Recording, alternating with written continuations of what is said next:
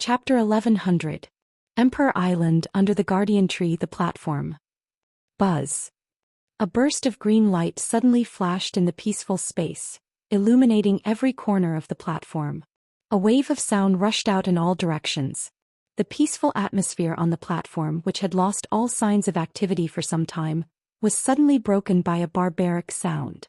Specks of green light condensed in the middle of the platform and gradually spread out like exploding fireworks. Under the influence of the green light, a whirlpool-like hole appeared in the middle of the platform and floated there. Not long after, numerous figures charged out of the vortex-like hole. They passed through the barrier of space and landed on the platform. Among them there were even a few that soared into the sky. Soon after, they charged down and landed on a tall platform. As soon as they returned to Emperor Island, everyone heard deafening cheers. It came from the city of Emperor Island. Clearly, this was the reaction of the residents of the Emperor Island city because everyone who entered the domain of God's spirits had returned. But no one knew if this was a welcome or not. The hole in the void slowly and silently closed up. The royal families of the three empires and the Guardian clan watched it disappear quietly. Everyone had different emotions on their faces. Some were unwilling, some were booing. Some were sighing, some were satisfied. There were all kinds of emotions. Especially the former, it appeared on almost everyone's face. However, no matter how unwilling they were, they couldn't change the fact that they couldn't pass the Guardian Tree's test and didn't get the chance to transform. They could only wait for the next opening of the domain of God's spirits, which was 10 years later. They had to give it another try. Those who succeeded in transforming had already become the eyes of the three imperial emperors and the Guardian clan's patriarchs. It didn't matter if they were geniuses or trash, transforming successfully meant changing their lives. Thinking about it, they should be in their own factions now.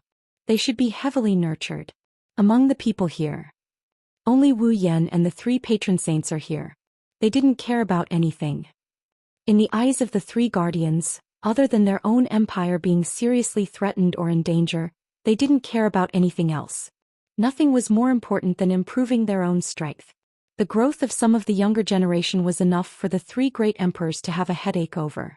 If they wanted to enter the three great emperors' eyes, perhaps they would have to wait until the royal family of the three great empires produced a ninth-stage expert in their 20s. Standing at the top of the platform, Garen, Magnubi and Linya lowered their heads and looked at Entel, Carter, Gada and Vaya. The land of gods has been closed. You can handle the rest yourselves. Yes. Lord Guardian. The three protectors nodded and looked at Wu Yan in unison. Their tense faces relaxed a little and they all smiled in a very friendly manner. Little guy, send our regards to Miss Z. Although Wu Yan was still suspicious of how they knew Z, he still nodded in agreement. Definitely. The three divine protectors withdrew their gazes and flew into the sky, disappearing from everyone's sight in the blink of an eye. After the three protectors disappeared, Wu Yan looked at Carter and the other three. Well then, I'll take my leave as well. Carter and the other three were startled and looked at Wu Yan in surprise. So soon? Wu Yan nodded. I've achieved my goal of coming to the land of gods. I've returned the item to you in perfect condition. There's no need for me to stay here any longer. I see. Carter and the other three looked at each other and lowered their heads. In the end, they couldn't think of a reason to persuade him to stay and could only nod helplessly. If that's the case then. Wait. Just as the four higher-ups were about to send Wu Yan off, an unexpected voice interrupted the conversation of the five people on the stage. Before the members of the three imperial families and the Guardian clans below the tall platform could clearly see who had uttered those words, a figure leaped out from the crowd. With a leap, he landed on the tall platform, causing everyone to be shocked. The high platform was not something anyone could get on. Other than the three protectors, only the three emperors and the Guardian clan's patriarch were qualified to stand on the high platform. Other than them, who else was qualified to stand on the high platform? Even Wu Yan was able to stand on equal footing with the four upper echelons because he was much stronger than everyone else below the high platform. This person who rashly went on stage, if he didn't give a good explanation, he might even lose his life. On the high platform, Entel, Carter, Gada and Weia's expressions all darkened as they looked at the person on the high platform. The three emperors were stunned, Wu Yan was stunned and so was Entel. Especially Entel, after being stunned for a moment, his expression became even more unsightly. Entel. Entel's voice was as cold as ice as he looked at his son who stood on the high platform as if it was a matter of course. If you can't give me an explanation, you should know that I won't be merciful. Hearing that, Enz, who didn't have the slightest bit of regret on his face, couldn't help but have a flash of fear in his eyes. But when he thought of his own situation, he immediately straightened his chest again. Father, didn't you say it before? Entel couldn't help but laugh when he felt everyone's gaze on him. As long as you can reach the 9th rank, you can stand on this high platform. Hearing this, not to mention Entel's group of 4, even the audience below the stage was stunned. What do you mean? Entel finally became serious. He carefully sensed the aura on Entel's body. When he sensed the faintly discernible aura, Entel's eyes lit up with joy. You've reached the 9th rank? Entel's lips curled into a proud arc as he raised his voice slightly. Yes, Father. Entel's voice clearly echoed in the air above the high platform before it was drowned out by a wave of clamor. Entel's smile grew wider and wider as he listened to the clamor and exclamations from below the high platform. He looked very proud of himself. To be able to create such an effect, it was worth it for him to hide in the crowd and not stand out since he came out of the place of gods. It was all for the sake of intimidating everyone at this time. After all, his father had advanced to the peak of the 9th stage. Next, in order to become the first demigod in the history of the Guardian tribe, his father would no doubt devote himself to cultivation wholeheartedly. At that time, Entel would also hand over all the authority in the Guardian tribe. In the Guardian tribe, the Patriarch had always been in existence with great authority. However, only a 9th rank powerhouse could become the Patriarch of the Guardian tribe. Therefore, his father would only delegate his authority. As for the position of the Patriarch, it was unlikely that he would hand it over. This was because other than Entel, there were no other 9th rank powerhouses in the Guardian tribe. At this time, Entel, as his son, had become a 9th rank powerhouse. It was very likely that he would become the Patriarch. Therefore, one of the reasons Entel chose to stand out at this time was to build momentum for himself. As for the other reason, Entel's eyes turned to Wu Yan. Before he could express anything, he saw Wu Yan, who was previously stunned by Entel's appearance, had a playful smile on his face. Looking at that playful smile, Enzi felt as if he had been seen through. His complacent face immediately collapsed and was replaced with a look of anger. Driven by his anger, Ernst sneered in front of Entel, ignoring the uproar from the crowd below the high platform and the 3 emperors' gazes that seemed to have materialized. Father, you said that as long as I become a 9th rank powerhouse I will be able to stand on this stage. Is that right? Entel seemed to have noticed something when he saw Entel's cold expression, and the joy in his eyes faded away. I did say that. Entel closed his eyes and said in a deep voice, since that's the case, tell me the reason why you came up on stage. Father, have you forgotten? Entel faced the crowd. When the trip to the domain of gods ends and closes again, the 3 imperial families and the Guardian tribe will have a grand competition here. At this point, Enzi glanced at Wu Yan, who was looking at him with a playful expression. His eyes turned sharp and he said with a smile. So, I would like to invite Princess Sylph's fiancé to participate in the grand competition. What do you think? Chapter 1101. That's why I would like to invite Princess Sylph's fiancé to participate in the tournament as well. What do you think? Enzi's speech caused the platform that was in a state of clamor a second ago to fall into a deathly silence as if it had been cut off in the next second. The realm of gods opens once every 10 years for a period of 10 days. When the 10 days of the divine spirit place's opening arrived and the place returned to its silent state, the 3 imperial families and the Guardian clans would hold a grand competition that only those who passed the Guardian Tree's test and obtained a metamorphosis could participate in. His objective was very simple, and it was to witness with his own eyes the extent to which those who had undergone the metamorphosis had reached. After all, everyone had different gains in the land of gods. Some had merely changed their cultivation talent and aptitude, some had improved their strength, and there were extremely few who had obtained both. No matter if it was their cultivation talent or strength, they had obtained a perfect improvement. Similarly, everyone's gains are different. Some have more, some have less, some have higher, some have lower. All of this needs to be verified. This way the 3 imperial emperors and Ens will know who is more outstanding. They will then train them accordingly. However, in the past this tournament was only for those below Tier 9 to exchange pointers.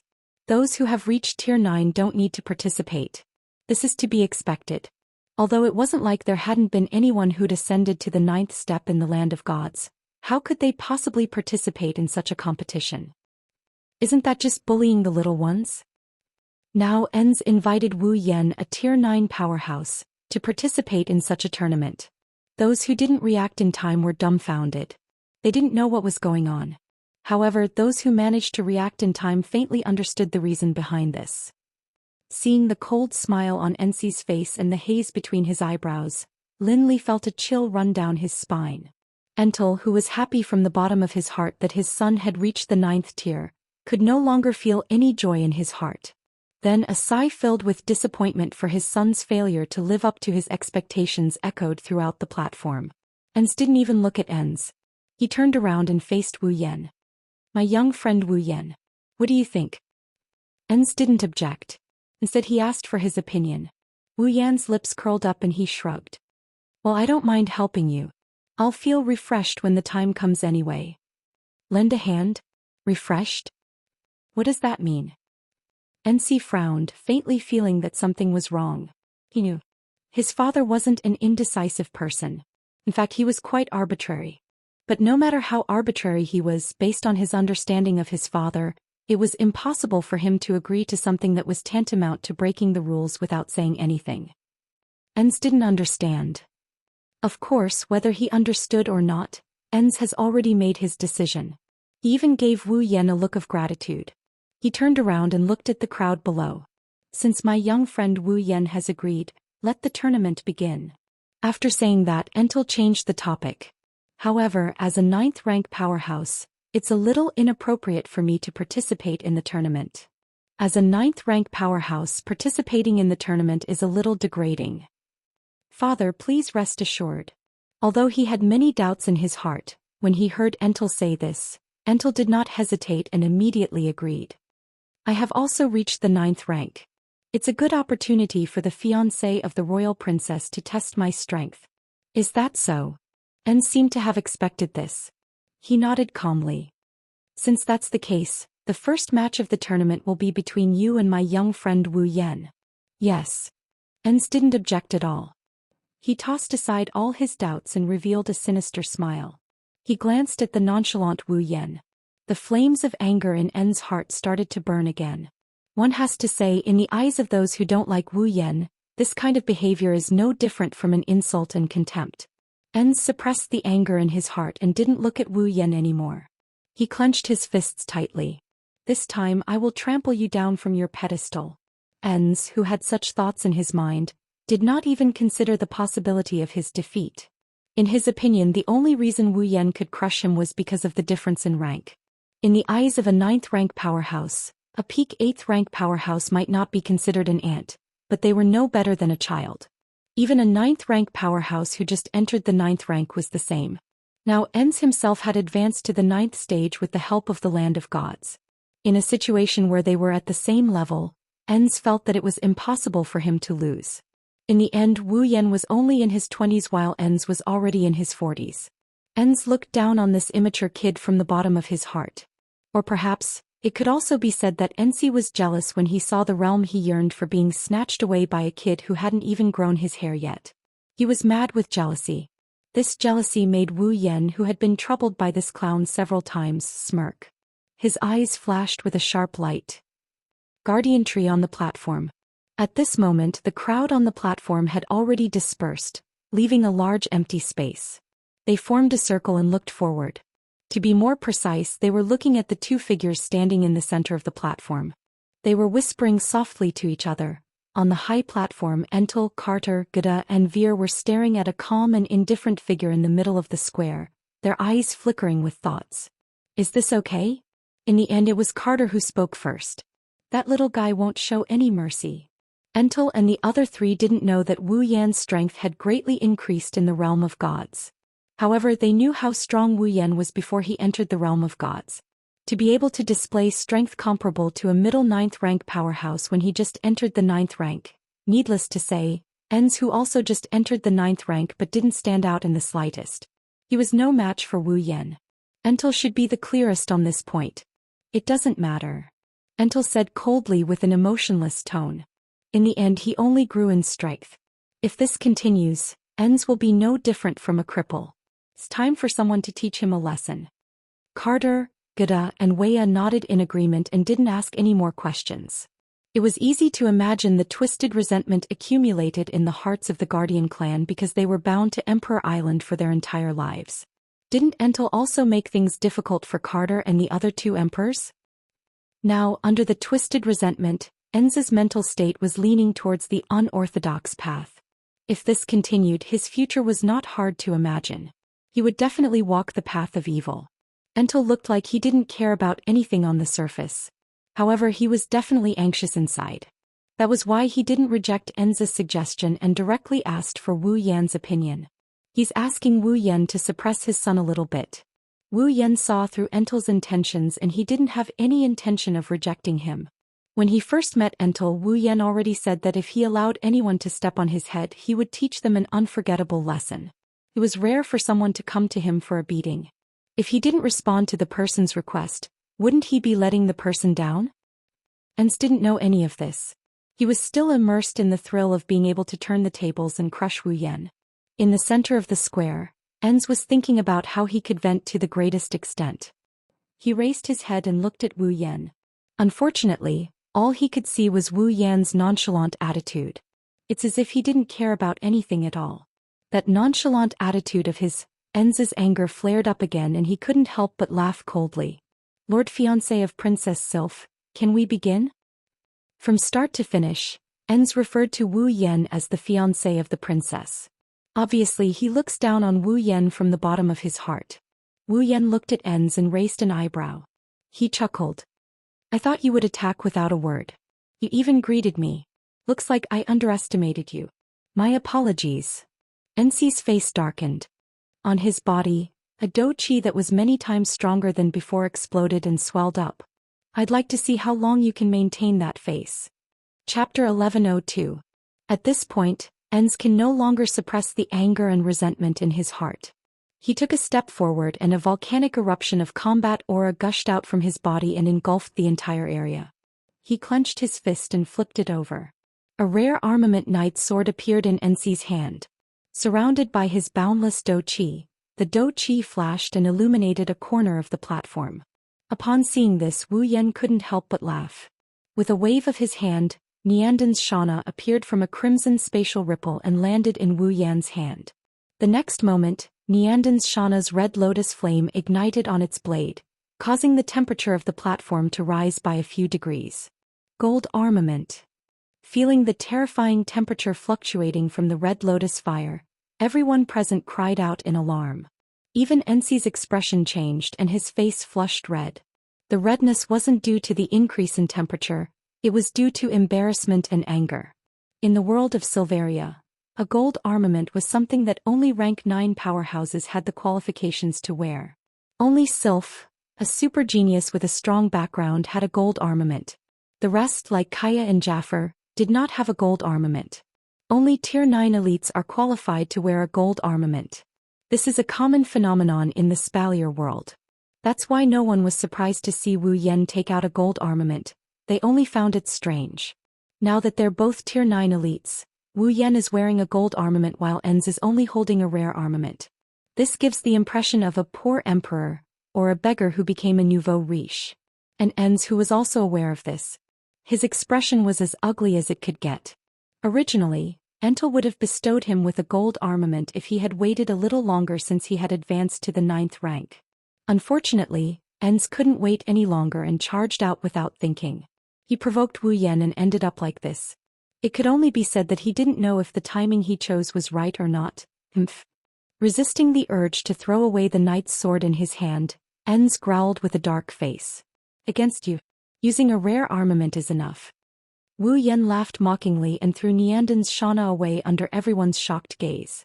A crimson spatial ripple appeared and swallowed Niandan's Shana. Then a small wave of iron sand gushed out from the spatial ripple. It rolled towards Wu Yan's palm. A pitch-black iron sand sword condensed in Wu Yan's hand.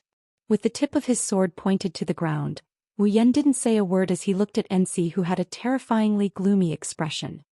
He extended his hand towards Enzi and hooked his finger with a smile. The anger in En's heart completely exploded. Qi. The sword in his hand shook and dazzling dou qi surrounded it. En's turned into a sharp sword light and shot towards Wu Yan with a thunderous sound. Calmly looking at the incoming sword beam, he didn't move an inch. He didn't show any signs of dodging, nor did he try to block it. He waited until the sword beam was right in front of him. Only then did he suddenly raise the iron sand sword in his hand, chopping down with all his might. Ding! The iron sand sword carried a dense air current as it slashed through the air and collided with the incoming sword light. There was a crisp sound of collision. The onslaught of the cold sword light came to a halt and Barnes' figure appeared. Ping! With a muffled sound, the impact hit both of them at the same time. However, their reactions were completely different. Wu Yan's expression didn't change, the corner of his mouth even curled up. However, Enzi's expression changed slightly. He got knocked back a few steps with a muffled sound. The hand holding the sword actually started trembling. It was clear who was stronger in the first exchange. After the trip to the domain of gods, Wu Yan didn't just increase his strength. Under the effects of the miraculous pool water, his physical strength had also skyrocketed.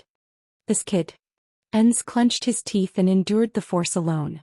He stabilized his trembling hand. He does have some brute strength. Maybe he heard Enz's words. Wu Yan raised his eyebrows and beckoned Enz to attack. It was a provocation. Enz laughed angrily. He moved and left an afterimage on the spot. When he appeared again, he was not far from Wu Yan. The night sword in his hand danced. Dou qi flashed and the sword danced. It was extremely ruthless as it slashed towards Wu Yan's vital points. Chi chi chi. Seeing the sword shadows slashing towards his body, Wu Yan narrowed his eyes. He took a step back and the sword shadows that filled the sky all slashed at his original position. They brushed past the tip of Wu Yan's nose and missed. Enz's eyes flashed with hatred. He slammed his palm on the hilt of the sword. The night sword in his hand was like a crossbow. It tore through the air currents and attacked Wu Yan's chest. Qi. The night sword swept out like lightning.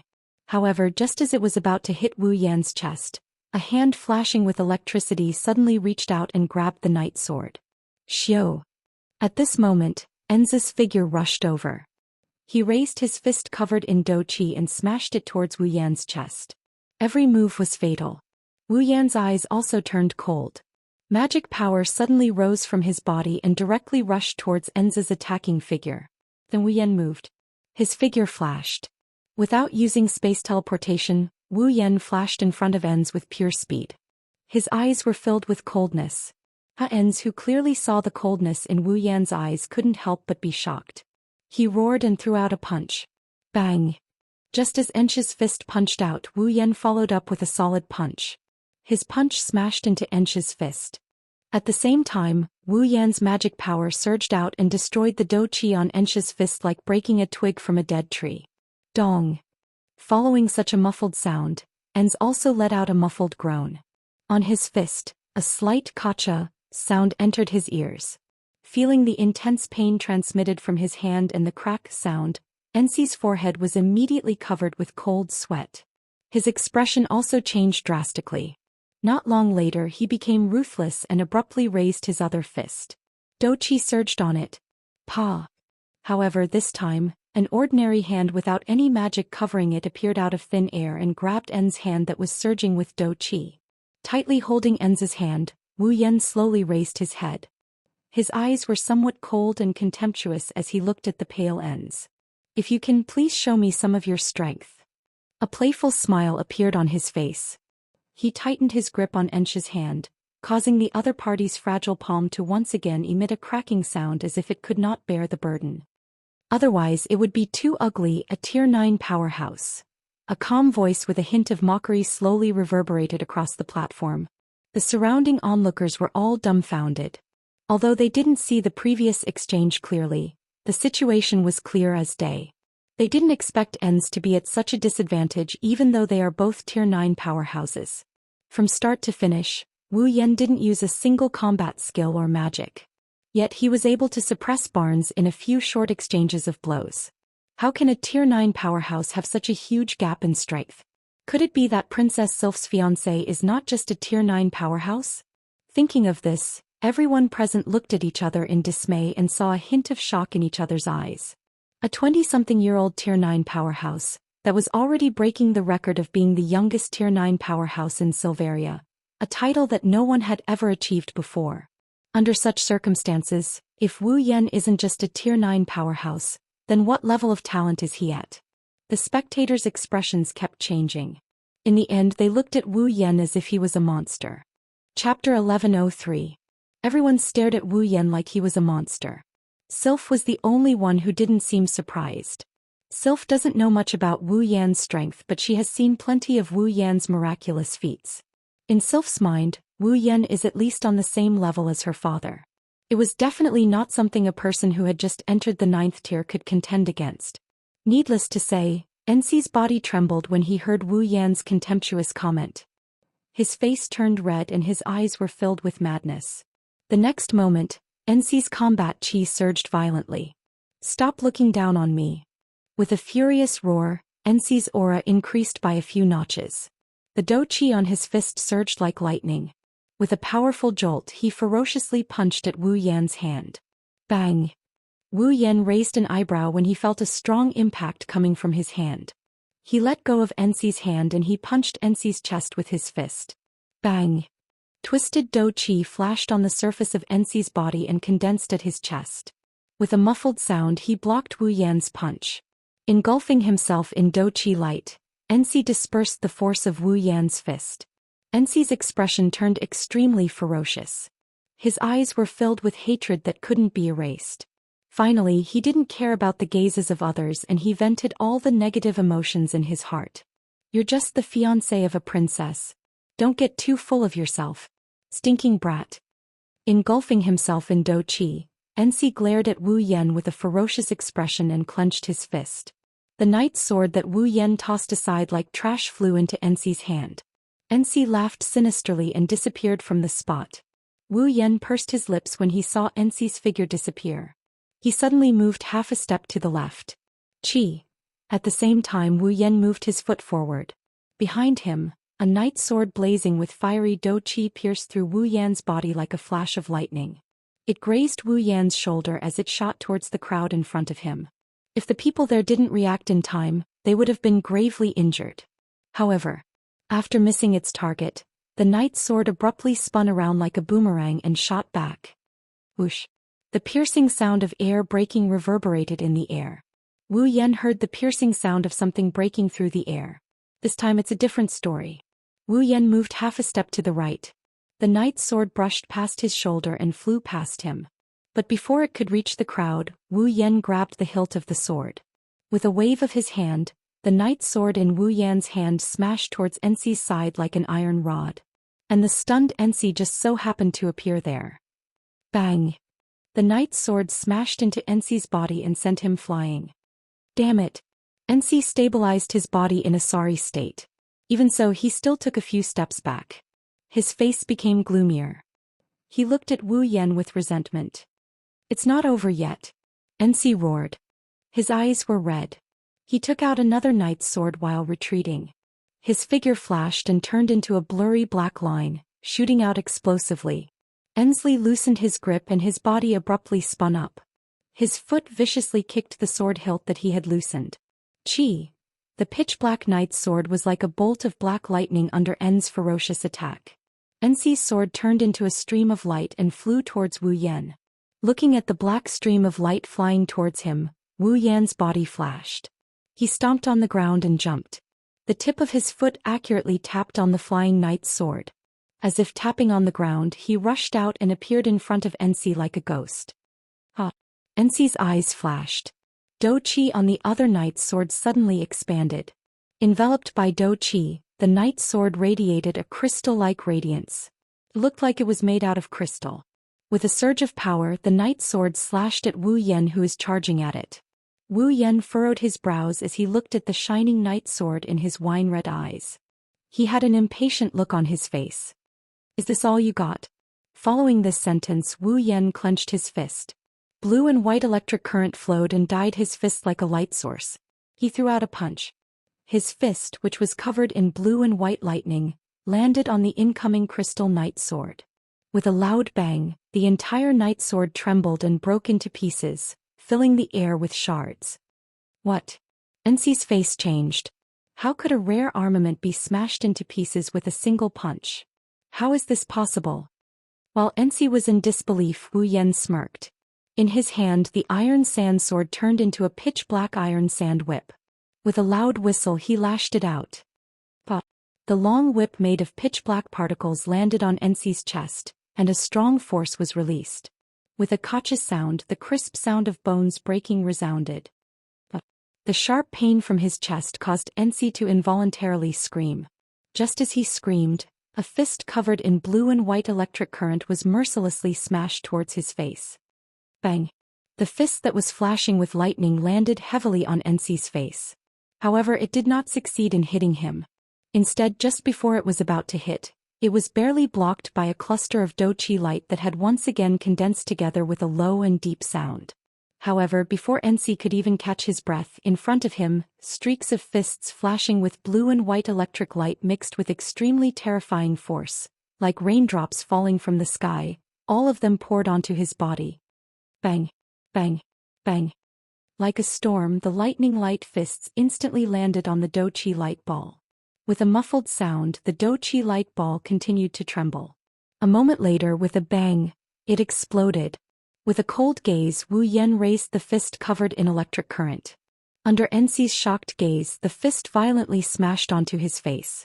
Bang! This fist did not miss. It accurately hit Ensi's face. Poochie! A mouthful of fresh blood mixed with a few teeth sprayed out from Ensi's mouth. Like a kite with a broken string, his body flew backwards and heavily hit the ground of the platform. The terrifying force shook the platform, which even a rank 8 warrior would have difficulty leaving a mark on, until it shattered into pieces and cracked like a spider web. Smashing into the ground with such force, Ensch spat out another mouthful of blood. His body bounced up high due to the force in the ground. Before he could fall back down, his neck was grabbed by a hand and hung in the air. Holding Ensi's neck and looking at his face covered in blood, Wu Yan smiled. The result is still the same. Master Ensi, who has advanced to rank 9. Ensi's pupils shrank when he heard this. After struggling for a while, his eyes finally revealed a trace of fear.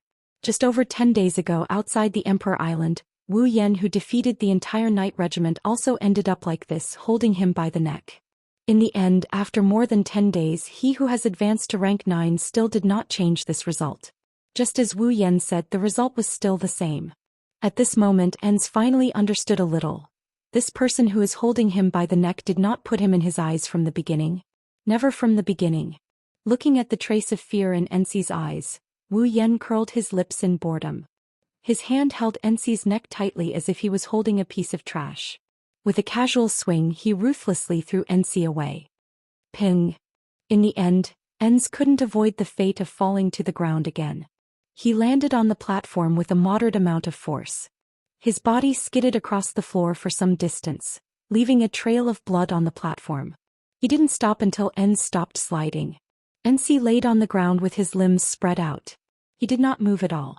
His eyes were wide open, filled with emptiness. There was even a trace of residual fear. Crushing defeat. Chapter 1104. The entire place was silent. Looking at Ensi, who was lying on the ground with his face covered in blood and his eyes hollow like a corpse that died with remaining grievances, both the members of the 3 imperial families and the guardian clans had expressions of pity and sympathy in their eyes. In a way, Enz was actually quite pitiful. As a member of the guardian tribe, even though he was the son of the patriarch and possessed great strength, he could only stay on this island for the rest of his life. This caused him to have a twisted mentality. After waiting for the opening of the domain of gods with great difficulty, Enz used his status as a member of the guardian tribe to oppress the 3 imperial families to vent his grievances. However, he ended up kicking an iron plate like Wu Yan. Now, after painstakingly passing the guardian tree's test and ascending to the 9th level, he wanted to show off and collect his debt. Who knew that in the end he would end up in an even worse state than before? As the saying goes, a pitiful person must have a hateful side. This sentence can be used the other way around. Ens, who suffered a crushing defeat, proved this point.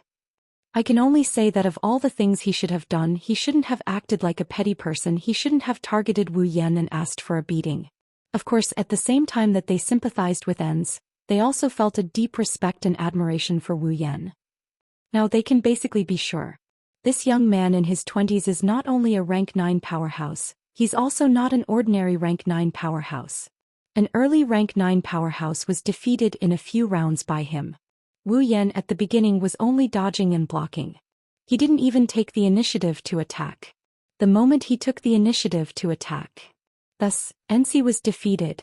Isn't this enough to prove that Wu Yan isn't an ordinary rank 9 powerhouse? Sigh. On the high platform, Entel sighed and shook his head bitterly. He said to Carter, Gutta and Wei, I've made a fool of myself in front of your majesties. Don't worry, Entel still has a chance to change. Vea patted Entel's shoulder and said softly, after this defeat, Entel should be more or less restrained. Whether or not it can be changed in the future depends on you. Entel nodded. His complexion returned to normal. He turned his head and looked down at Wu Yan with a helpless smile. I just didn't expect it. He actually hid such a powerful close combat ability. How did he do it? Even though they were bound to the Emperor Island, the Guardian clan was still aware of the fact that mana and combat energy could not coexist in the same body. Although Entel did not sense any trace of combat energy from Wu Yan's body, how could a mage have such powerful close combat abilities? Warriors were in charge of close combat, while mages were in charge of long-range attacks. This was the most basic common sense in the Spalier world. However, Entel couldn't forget the night he sparred with Wu Yan more than 10 days ago. Wu Yan clearly used magic and mana. Then what's with that close-range combat ability? I already told you we also want to know. Carter said with a tone of not knowing whether to laugh or cry. That little guy's secrets are unfathomable. If you keep being surprised, it might be bad for your heart. And he is very strong. Gutta nodded and looked down at Wu Yan with a meaningful gaze. I'm afraid the kid didn't fail in this trip to the domain of gods. Instead, he gained a lot. Hearing Gutta's words, Entel, Kate and Vaya pondered for a moment. They then nodded. Before entering the domain of gods, the four of them could still vaguely sense Wu Yan's level of power. But now, even Entel, who was at the pinnacle of the 9th rank. Before Wu Yan entered battle mode, they couldn't detect Wu Yan's level of power. This was the only way to explain this situation. Wu Yan, who didn't know he was exposed, stood in the center of the field and stretched lazily. He turned around and faced the high platform. The victor has been decided. I won't be playing with you for the rest of the game.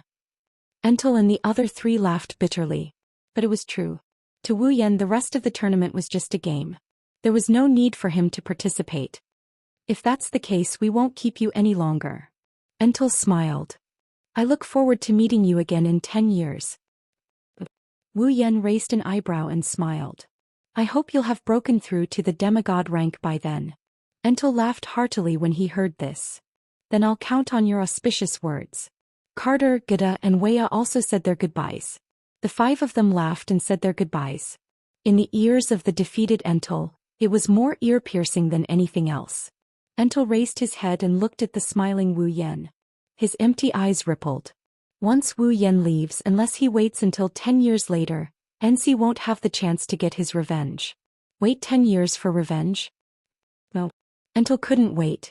Wu Yan was only in his 20s and he was already a 9th rank powerhouse. He wasn't even a rookie 9th rank powerhouse like him. He was someone who could easily defeat a beginner 9th rank powerhouse like him. 10 years later, with Wu Yan's talent, he might be at the pinnacle of the 9th rank by then. Did Entel have the confidence to reach the pinnacle of the 9th rank in 10 years? Let alone 10 years, even if he was given 20, 30, or even a lifetime, Entel didn't dare to say he had the confidence to reach the pinnacle of the 9th rank. In other words, once Wu Yan left, he would never have the chance to take revenge. Entel's blood-covered face turned ferocious again. When everyone's attention shifted away from him, he abruptly jumped up from the ground. Grabbing the knight's sword that was cracked to the hilt, he charged forward as fast as he could. I'll kill you. The roar that was filled with intense hatred woke everyone up. When they saw the situation clearly, their faces were immediately filled with shock. Stop. Entel, Carter, Gada, and Weya were the only ones left on the scene. Their angry shouts resounded through the entire platform. Wu Yan, who was about to leave, suddenly froze. In his wine-red eyes, a killing intent finally surged. In response to the killing intent in his heart, an extremely terrifying wave of magic erupted from his body like hot lava. All of it was released in one breath and crashed into Entel's body. Poochie. As if he was hit by a mountain, Entel spat out his third mouthful of blood today. His charging body shot back at an even faster speed than when he came. Immediately after, a chain glowing with a faint purple light tightly bound him and pulled him back. Seeing Entel's body bound by the chains of discipline, and pulled in front of him, Wu Yan's eyes flashed with a cold light. Holding the iron sand sword in his hand, he forcefully stabbed towards Entel's heart. "Young friend Wu Yan, have mercy." Entel's voice made Wu Yan stop the iron sand sword that was about to pierce Entel's heart. With a cold snort, he raised his other hand and pointed a finger at Entel's forehead. In the next moment, the finger that touched Entel's forehead ignited with magic flames. A small pitch-black magic formation seemed to be engraved on Entel's forehead. "Ah!" Entel's incomparably mournful screams resounded through the platform almost at the same time the magic formation was engraved on his forehead. "Young friend Wu Yan." Entel, who had already rushed to Wu Yan's side, cried out in alarm. "Don't worry." Wu Yan waved his hand and interrupted Entel's words. "It's just a spell to inflict pain, it won't harm the person." Glancing at the screaming Entel, Wu Yan coldly laughed. "Of course, if you can't even withstand the pain, it's also possible that your mind will collapse. This young friend Wu Yan.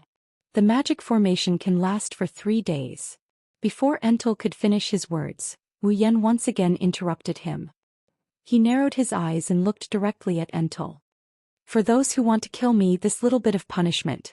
If that's not enough, then don't blame me for giving them a quick death." Entel's breathing stopped. He glanced at the screaming Entel and then at Wu Yan, who was looking straight at him. His expression kept changing. In the end, Entel let out a long sigh and helplessly accepted this fact. Chapter 1105. In the end, Entel didn't have the time to continue the tournament due to Entel injuring someone after his crushing defeat. Thus, the tournament wasn't held as scheduled and was instead postponed for a few days. Even though holding a competition after the closing of the Domain of Gods is a tradition that has been passed down since ancient times, this kind of competition that is purely for verification purposes does not have that many rules. It can be held at any time and no one would object to it being postponed. Therefore, the royals of the 3 empires and the guardian clans that returned from the Domain of Gods scattered like birds and beasts. They returned to their residences 10 days ago and the chaotic trip to the Domain of Gods finally came to an end. As a result, some people were happy while others were sad. When the royals of the 3 empires leave the Emperor Island and return to the 3 empires, it is believed that many people's status will change greatly because of this trip to the Domain of Gods. The only thing that will not change is the deep impression that Wu Yan left in their hearts. After this trip to the Domain of Gods, the name Wu Yan has started to enter the eyes of the 3 empires. It is no longer just the upper echelons that know of such a powerful person. Naturally, Wu Yan's name spread across the entire continent of Silveria. It's not hard to imagine. While the royal families of the 3 empires and the guardian clans had returned to their residences and were waiting for the tournament to begin, NC was suffering great pain in a rather majestic building that was larger than a fortress under the guardian tree. Entel sat on the bed with his body bent over. The wounds on his body were almost healed with the help of some miraculous treasures. There were not many wounds on his body, but Entel's face was distorted due to the pain. He kept howling miserably as if he had gone mad. If one were to look closely, one would notice that there was a faintly discernible magic formation spinning on his forehead. It was emitting faint traces of mana. It was the effect of this magic formation that caused Entel to be in such pain. Under the effects of that immense pain, all the items around him except for a thin bed were all destroyed by Ench.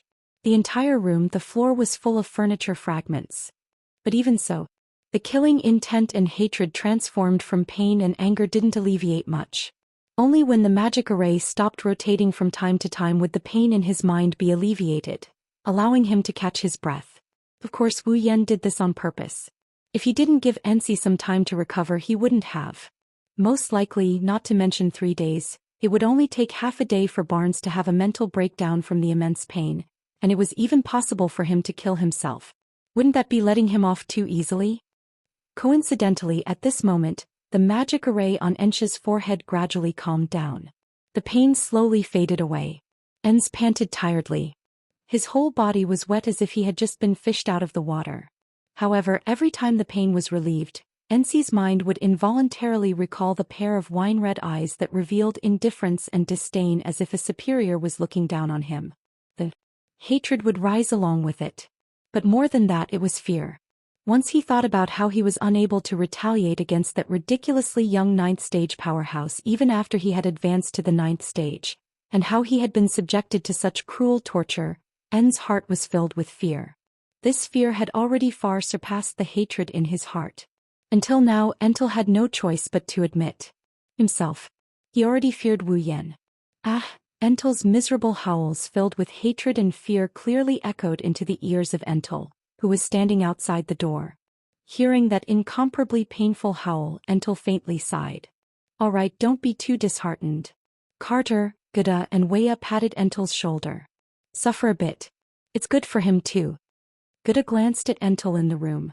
"Otherwise, if he continues in that state, you won't be able to hand over the entire Guardian tribe to him. I just don't know if he will repent." Weya nodded. "If he doesn't repent, then it will be troublesome." "That's true." Carter was also vexed. After being tormented by that brat with Entel's temperament, he might harbor even more hatred. "Your Majesties, don't worry too much." Entel shook his head and stopped paying attention to Entel. He turned around and faced the 3 emperors. "No matter what, he's still my son. I have my ways." "That's good." Carter let out a sigh of relief. But soon he regained his vexed expression. "Let's hope their conflict doesn't escalate into a conflict between the 3 emperors and the Guardian tribe." Gada and Weya agreed. Wu Yan is Sylph's fiancé. He's a member of the royal family of one of the 3 empires. On the other hand, Ensley is the son of the Guardian clan's patriarch. He's the second in command of the Guardian clan. It's not hard to imagine how the conflict between the two could escalate into a conflict between the 2 factions. Seriously, his talent, strength and character are all decent. Why doesn't he know how to turn things around? Carter sighed bitterly and muttered. "I really shouldn't have let him be Sylph's fiancé. What if he bullies Sylph in the future with such a bad temper?" With his strength, Sylph was no match for him, so she could only let him bully her. She didn't even dare to come back and complain. Then my lovely daughter would hide in a corner and cry on her own for an unknown period of time. That won't do. No. I have to think of a way to break the engagement between the 2 of them. Entel, Gada and Weya were speechless when they heard Carter's whining. That brat isn't the type to bully a woman. Weya was speechless. Besides, Sylph isn't the type to hide in a corner and cry. How would you know that my lovely daughter has a fragile heart under her cold exterior? Kate retorted vehemently, causing Weya to roll his eyes. "So you don't want Wu Yan to become a member of the Ailu imperial family? Why don't you give him to me? I have a lot of little princesses on my side who are interested in that talented brat. By the way, it's the same for me." Gada smiled. "Even if you don't cancel the engagement between Wu Yan and Sylph, those little brats are still interested in it. Why don't you just give him up?" Carter was speechless when he heard that. Who wouldn't want to recruit someone like Wu Yan who has both strength and talent, someone with a bright future ahead of him? Not to mention the 3 emperors are aware that Wu Yan is backed by a group of Tier 9 powerhouses. He even has the support of a demigod. Who wouldn't be tempted by such a group? Carter also wants to rope Wu Yan into the Ailu imperial family. He did use Sylph's influence to make Wu Yan a member of the Ailu imperial family. Even though he's only her fiancé and that doesn't mean anything, it's still better than nothing. The problem is, Carter doesn't want Sylph to marry Wu Yan. If possible, he would rather have another princess marry Wu Yan in Sylph's place. However, those people aren't even worthy of carrying Wu Yan's shoes. Only a beautiful, elegant and powerful princess like Sylph can stand by Wu Yan's side. Carter's heart was in a mess. While Carter was racking his brains over the fact that his beloved daughter has a fiancé, he didn't know that Sylph has already fallen into a certain wolf's embrace. Emperor Island border. Standing at the edge of the beach, Wu Yan looked at the Emperor Island that he spent half a month in. He turned around and he smiled at Sylph, who has been looking at him all this while. Well then, I'll take my leave first. Sylph nodded and looked straight into Wu Yan's eyes. I'll look for you. Wu Yan laughed and patted Sylph's head. Well, I'll be looking forward to it. Wu Yan took a few steps back and with a flip of his hand, a crystal scroll appeared in his hand. He crushed it with one hand. A wave of light enveloped Wu Yan's body and he disappeared from the spot. Sylph stood there quietly and stared at the disappearing figure until the sky turned dark. Chapter 1106. Behemoth Forest, Outpost. Standing outside of the Behemoth Forest, the outpost is still the same as before. Every day, people are carrying out their duties in an orderly manner, doing their best for the Ailu Empire. The chaos caused by Wu Yan's group a while ago is no longer happening. That doesn't mean the outpost is free of troubles. Big and small are still present. Last time, under the influence of the black light, one of the outpost's teams was almost completely wiped out. Even though it didn't happen again, the Behemoth Forest isn't a peaceful place. There are still people who die under the jaws of demonic beasts every day. However, this is the outpost's own business. It has nothing to do with Wu Yan's group. As time passed, Wu Yan's group gradually faded out of sight. So much so that no one in the camp noticed that the number of Misaka sisters in the Forest of Tents is decreasing by the day. Many of the tents are now empty. There are less than 1,000 of them left. Chuju, Mikoto, and the other girls clearly noticed the decrease in the number of girls. However, they aren't worried at all. Sometimes they even have a trace of satisfaction in their eyes. After all, when the girls leave the outpost, it means the outpost in the Behemoth Forest will be complete. When that time comes, they won't have to live under someone else's roof anymore. They will have a place to call home in the Spalier world. Since it's a home, all the members of the family must be present, let alone the main pillar of the outpost. While waiting for the completion of the outpost, the girls are also waiting for Wu Yan's return. In their minds, other than the outpost, there's only Wu Yan's matter left in their minds. As for the purpose of Wu Yan's trip and the so-called calamity, they might worry about it when Wu Yan returns. However, before Wu Yan returns, the girls' minds don't have the capacity to think about anything else. Inside the tent, the girls are discussing the outpost in the outpost. At the same time, they would sneak glances at a magic crystal. Every time they glanced at it, a trace of disappointment would appear in their eyes. However, the girls didn't get tired of it. At least, other than Yukari, who is leisurely sipping her tea, and Kodori, who are discussing the outpost, everyone else is like that. It's not because of how precious the magic crystal is. That magical crystal was merely a grade 8 magical crystal. It might be precious to others, but to the girls it was just barely worth looking at. There's only one reason why they are so interested in it. This magic crystal is the teleportation point for the return scroll that Wu Yan left here before he left the camp. Once he's done with his business in the domain of gods, Wu Yan will activate the scroll and return to the outpost. That's why the girls are so interested in the magic crystal. They want to see Wu Yan's figure appear there. Phew. Shokuhu Misaki let out a sigh of relief. She put down the report she got from the Misaka sisters and flipped her blonde hair. Her lips curled into a mesmerizing smile. If we continue like this, it won't be long before the outpost is completed. The outpost will be completed soon. Kodori, who was reading the report, nodded. She sucked on a lollipop as if she didn't care. If we don't consider the other matters, it won't be long before the outpost is completed. It's fine as long as it's completed. Shokuhu Misaki tapped her lips, her eyes twinkled. Once the outpost is completed, we can move in. As for the other matters, we'll decide after we move in. You're right. Kodori agreed. I'm getting impatient if I continue to stay in this camp.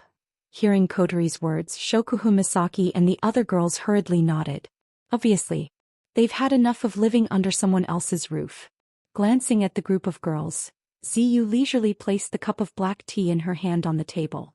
She picked up the paper fan in her hand and smiled.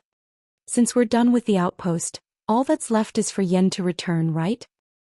Hearing this, the girls subconsciously shifted their gazes to the magic crystal. Mikoto even complained. He's been gone for half a month, right? Is the outpost in the domain of gods that hard to complete? If it's that easy, we wouldn't have to wait here. Chuju shook her head and sighed. If Yen isn't back, it means the outpost isn't over yet, right? How long will it take? Mikoto said impatiently.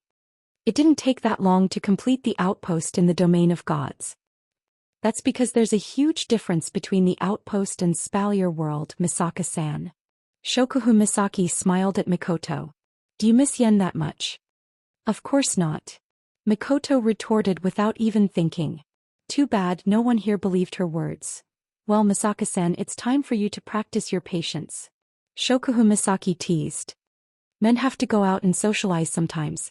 What we women should do is wait for him at home. Misaka-san, you shouldn't be so impatient. That's not how a good wife should behave, wife. Mikoto blushed. She turned her head away shyly. Who cares about what social activities he has outside? I'm just dissatisfied that he left us here without caring about us. Yes, that's right. Misaka-san, is that so? Shokuhu Misaki ran her fingers through her hair. She covered her mouth with a white glove. She looked at Mikoto with a playful smile. What if Yen doesn't want to come home because he's having an intimate moment with another girl? Mikoto's face froze up. Not just Mikoto, even Hinajiku, Astria and Toka's expression turned unnatural. Astria even smiled bitterly. My master wouldn't do something like that, right? That's not necessarily true. Kurumi's eyes curved into crescents. How Sama wouldn't be so intimate with another girl that he doesn't want to come home? However, it's not like he hasn't brought a cute girl home before. Kurumi's words caused the temperature in the tent to drop to freezing point. None of the girls said a word. The atmosphere was heavy. At the side, Violet, who'd been watching from the side, shook her head, and she seemed to find this situation rather amusing. She stood up and stretched her body, and her exquisite figure was clearly displayed. Looks like we won't be able to wait for Yan's return today. Let's go take a bath first. I'll go with you. Shokuhu Misaki stood up. I've been busy the whole day, I feel sticky. Hearing Shokuhu Misaki's words, Kotori frowned. She hesitated for a moment before standing up. I'll go as well. Let's go together. Yukari looked at the girls in the tent. There shouldn't be any Misaka-san taking a bath right now. How about we go together? The girls blinked their eyes, but they didn't refuse. They all nodded and stood up. Only Flandre-chan jumped up and down on the spot. What are we going to do when Oniai-chan comes back? Don't worry. Seijin, who has been standing beside Flandre-chan all this while, weakly raised his hand. With that magic crystal, Big Brother will be back soon. That's right. Chuju rubbed Flandre-chan's head and chuckled. So by the time we get back, Yen might have already returned. After saying that, the girls left the tent. Flandre-chan followed behind them with a confused look on her face, but she soon stopped and looked at the magic crystal. With the magic crystal, will Oniai-chan be back soon? Pouting her cute brows, Flandre-chan rolled her eyes and flew over to the magic crystal. She grabbed it and giggled as she followed the girls out of the tent. Chapter 1107. The night is dark. In the Behemoth Forest camp, a lake surrounded by mountains on 3 sides. A group of girls have already entered the water. Yo-ho! Stria cheered. She swam in the lake like a great swimmer. Her movements were standard and her speed was fast. Unfortunately, it didn't take long for her wings to fill up with water. This increased the burden on her body. Astria, who was swimming with vigor a second ago, sank into the water in the next second. Toka screamed in fright. Seriously? Hinajiku quickly pulled Astria out of the water and scolded her with a scolding tone. Astria-chan, we are here to take a bath, not to swim. Ah. Astria scratched her head in embarrassment. It's because this place is so big that I subconsciously swam. Before she could finish her explanation, Astria let out a panicked moan. That's because there's a pair of tiny hands on Astria's ample bosom. Super caught you. Following the giggles, a pair of small hands grabbed onto Astria's round breasts and started rubbing them impatiently. Astria, who was still in a daze, started laughing. Ai-chan, it's so itchy. Oh. The culprit, Kinuhada Sayai's lips curled into a mischievous smile. She didn't stop, instead she started rubbing even more intensely. In other words, this is Astria's weakness, right? Hee. Super caught my. Don't. I say, you guys. Mikoto glanced at Astria's voluptuous breasts with a hint of jealousy. You guys are going crazy here, don't run out of energy. It's fine, it's fine. It's fine. Kinuhata Sai waved her hand nonchalantly. She seemed to have thought of something. The mischievous grin on her face immediately shifted to Mikoto's body. Mikoto couldn't help but feel a chill run down her spine. She instinctively took a few steps back. What are you doing, smiling so disgustingly? Kinuhata Sai let go of Astria, who was laughing so hard that she almost choked. Like a lecherous uncle, she slowly approached Mikoto with a wicked smile. By the way, Misaka, what's your weakness? I really want to know. Hearing this, Mikoto immediately understood what Kinuhata Sai was planning to do. Her face flushed red as she retreated without hesitation. However, she had only retreated a few steps when another pair of small hands grabbed her shoulders, causing her entire body to stiffen. In the end, it seems quite interesting. Frenda's youthful face entered Mikoto's eyes. It even had the same expression as Kinuhata Sai's, grinning evilly. Then I'll come too. Super well done, Frenda. Kinuhata Sai screamed as she pounced towards Mikoto. Super catch her just like that. Hey, Silk Banner. Frenda. Hey guys. Instantly, a giggling scene took place at a corner of the lake. Astria was still breathing heavily while Toka supported her to prevent her from sinking. Hinajuku was both helpless and amused at the same time. She turned around and looked at another direction. There Ikaros, Shokuhu Misaki, Kurumi, and Takitsubu Riku were leaning against the lake wall with their eyes closed. They looked like they were soaking in a hot spring. The four of them were also lined up in a row, causing Chuju's mouth to twitch. This is a group with superior combat power. Perhaps they heard Hinajuku's voice, but Shokuhu Misaki and Kurumi both opened their eyes and laughed at the same time. Era. Kurumi tilted her head and laughed without a hint of complacency. What we're doing isn't much. Shokuhu Misaki narrowed her eyes and looked at a spot not far away from her. Well, that's where the real winners are. Hearing that, Chuju followed her instincts and turned around to look. Her eyes started twitching as well.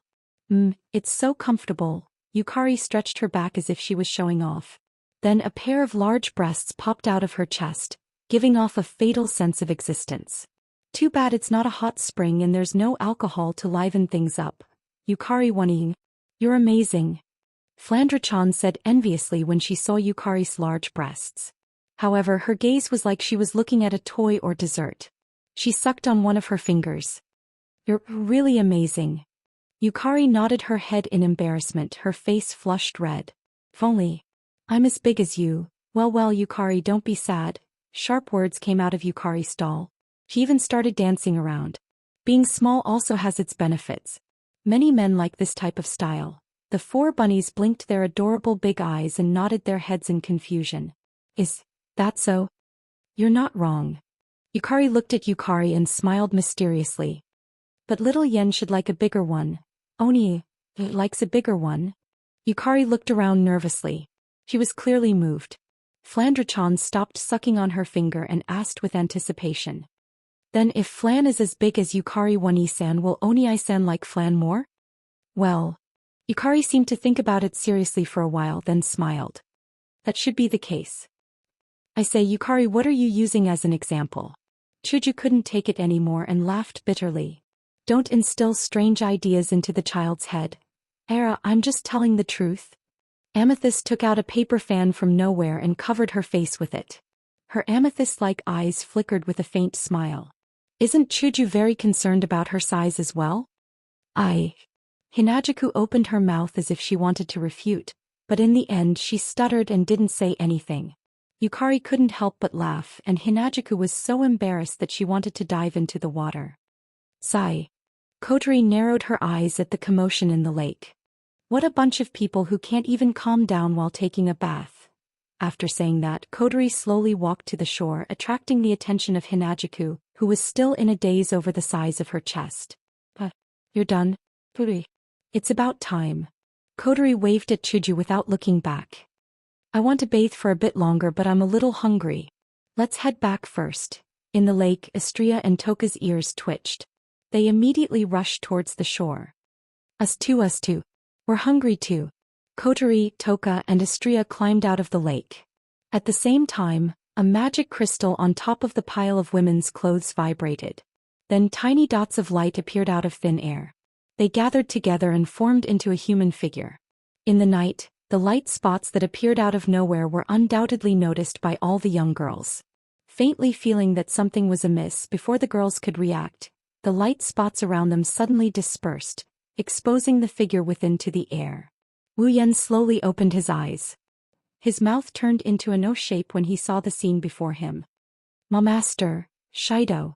Since Wu Yan appeared at the spot where the girls piled their clothes, Kotori, Astria, and Toka went in that direction. The three girls came face to face with Wu Yan. "Yua." Astria and Toka regained their senses and they jumped back into the water.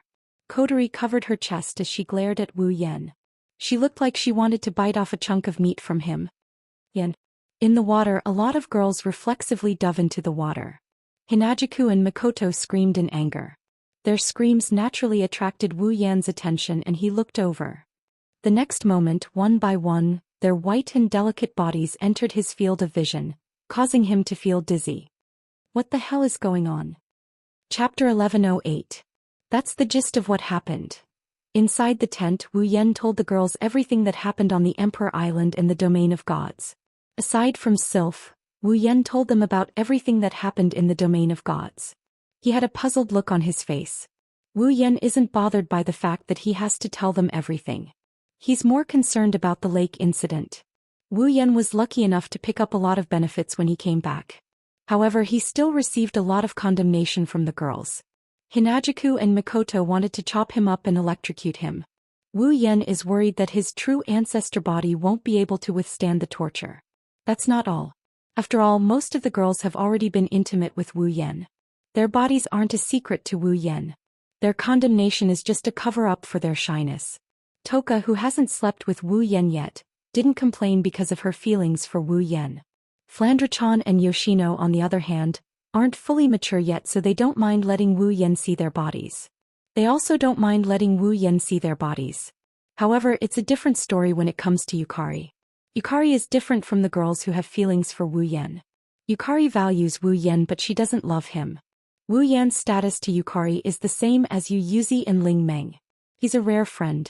Yukari's status in Yukari's heart is already very high. However, it's not high enough to let him see her naked body. That's why, after the lake incident, Yukari forcefully took Wu Yan away and interrogated Wu Yan with her usual smiling face. When it's about time, she led Wu Yan back to the tent. How can Wu Yan not be puzzled?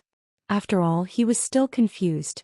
Why did he appear beside the lake where the girls were bathing? Wu Yan was in a daze. He didn't know anything. He wanted to know the reason, but he was scolded by the girls first. Then he was interrogated by Violet like a criminal. Then he was brought here to recount what happened in the Land of Gods. Unknowingly, he learned the reason why Wu Yan was there. He was also forgotten by the girls. Looking around at the girls who were digesting the news he brought back, Wu Yan wanted to look up to the sky and let out a long sigh. If he were to investigate the reason at this time, he would probably only cause the young ladies to be humiliated once again. Thinking of this, Wu Yan decided to let it go. After all, he was the one who benefited from it. When the girls finally finished digesting the news brought back by Wu Yan was almost back to normal. He picked up a cup of black tea and drank it. After I handed the Ring of Power to the 3 tutelary gods and cleaned up a piece of trash, I came back directly. That's what happened. You handed it to the 3 guardian deities? Shokuhu Misaki pondered for a moment before nodding. That's fine too. It's pointless for us to carry that thing around. Who knows, we might have to lead the charge when the calamity strikes. Handing it over is a good choice. Fortunately, we gained something from the Land of Gods. Kotori glanced at Wu Yan with a mischievous smile. Otherwise, this trip would have been a waste. I guess I have no choice but to accept my fate. Wu Yan sighed and he shook his head. Even though Ailu left the Ring of Power to the Ailu Empire's royal family, he also left the Ring of Gold to me. Regardless, I still have to make a trip. That's true. Chuju and Mikoto nodded in agreement. It's not good to owe someone a favor. It's best if I have the chance to repay it. Besides, Lulu and Feifei are in Ailu Empire as well. For their sake, I have to make a trip to the Land of Gods. Wu Yan nodded with a smile. He turned to Yukari, who was sipping her tea. Yukari, what do you think? Yukari, it's the same whether we hand over the Ring of Power or not. Yukari replied with a smile. As long as we're in the Spalier world, we'll be bound to the calamity sooner or later. It's only a matter of time before we get involved. Handing over the Ring of Power will only make us face it later. In the end, we can't escape unless we leave this world. I guess you're right. Wu Yan scratched his face and shrugged helplessly. In the end, I didn't see it as clearly as you did. It's fine, isn't it? She gently put down the black teacup in her hand and tapped the table with the paper fan in her hand. Her eyes flickered slightly. The guardian tree, on the other hand, does pique my interest. Is it invincible? Mikoto crossed her arms in front of her chest and said with interest, I really want to see what this guardian tree looks like. And the palace at the bottom of the sea. Chuju shook her head regretfully. If only I went with them. If you're not from the Three Empires, not only will the guardian tribe be hostile to you, the guardian tree will also chase you away or even kill you. Wu Yan frowned. I heard it from Sylph and I don't know if it's true, but the guardian tree is level 98. It's a good thing I didn't go with them or it would have been troublesome. Yukari closed her eyes and thought about something. After a while, she relaxed her body and spoke lazily. Era, no matter what, it's good that it's over. Yeah, the seal on the Ring of Power was broken and we got some good stuff too. Wu Yan looked at the girls. Tomorrow we'll go to the base and plant the guardian tree saplings. It should be useful. Also, the pond water can purify and strengthen life forms. You guys can try it too. When the time comes, everyone's strength will increase a little. All the girls, including Violet, began to look forward to the pool of water when they heard that. This was especially true for Violet. She had no idea how many years it had been since her strength had increased, so she was looking forward to the pool of water. It's a pity there's not enough. Wu Yan pursed his lips. If there's more, the sisters will be able to improve their strength and we won't have to worry about them all the time. The girls nodded helplessly at Wu Yan's words. Taking care of the sisters is something everyone is willing to do. After all, the sisters are large in number and they don't have much experience in the outside world. It's not safe for them to live on their own. Also, the sisters started out slower than Wu Yan and the others. Even though they've been hunting monsters and gaining experience points every day, their strength is still far behind. If all of them can reach tier 8, they won't need Wu Yan and the others to watch over them all the time. It'll take some time for the sisters to finish their apprenticeship. Wu Yan stroked his chin. However, since the miraculous pond water can increase our strength, can't the other heavenly treasures also increase your strength, little sisters? Impossible. That's impossible. Shokuhu Misaki rejected the idea. The treasures in the Spalier world that can improve one's strength are mostly used to increase one's chi, mana, or cultivation talent. For the sisters who only have Esper abilities, it's useless. It's already incredible that you were able to obtain a pond water that can improve your strength in all aspects. Then how about we get some armaments for the sisters? Wu Yan looked at Shokuhu Misaki. It shouldn't be hard for us to get armaments with our abilities, right? It'll help the sisters as well. If you can think of it, so can I. Shokuhu Misaki rolled her eyes at Wu Yan. But we still have the same problem. The sisters only have Esper abilities. The Spalier world's armaments are mostly staffs. Can staffs increase the sisters' strength? As for the warriors' armaments, swords, spears and so on, are you giving them to the sisters so that they can charge into enemy lines and engage in close combat? That. Wu Yan choked. We don't have to use the Spalier world's armaments. So, you're saying that you want to exchange 20,000 sisters for armaments? Shokuhu Misaki said with a faint smile on her face. But do you have enough points? Wu Yan was speechless. Espers sure are troublesome. Kotori pursed her lips. Our world is much more convenient. Even though only a small number of people can use the display device, they're still normal people. Wu Yan flinched. His eyes lit up. Chapter 1109. Behemoth Forest Campsite, a lake.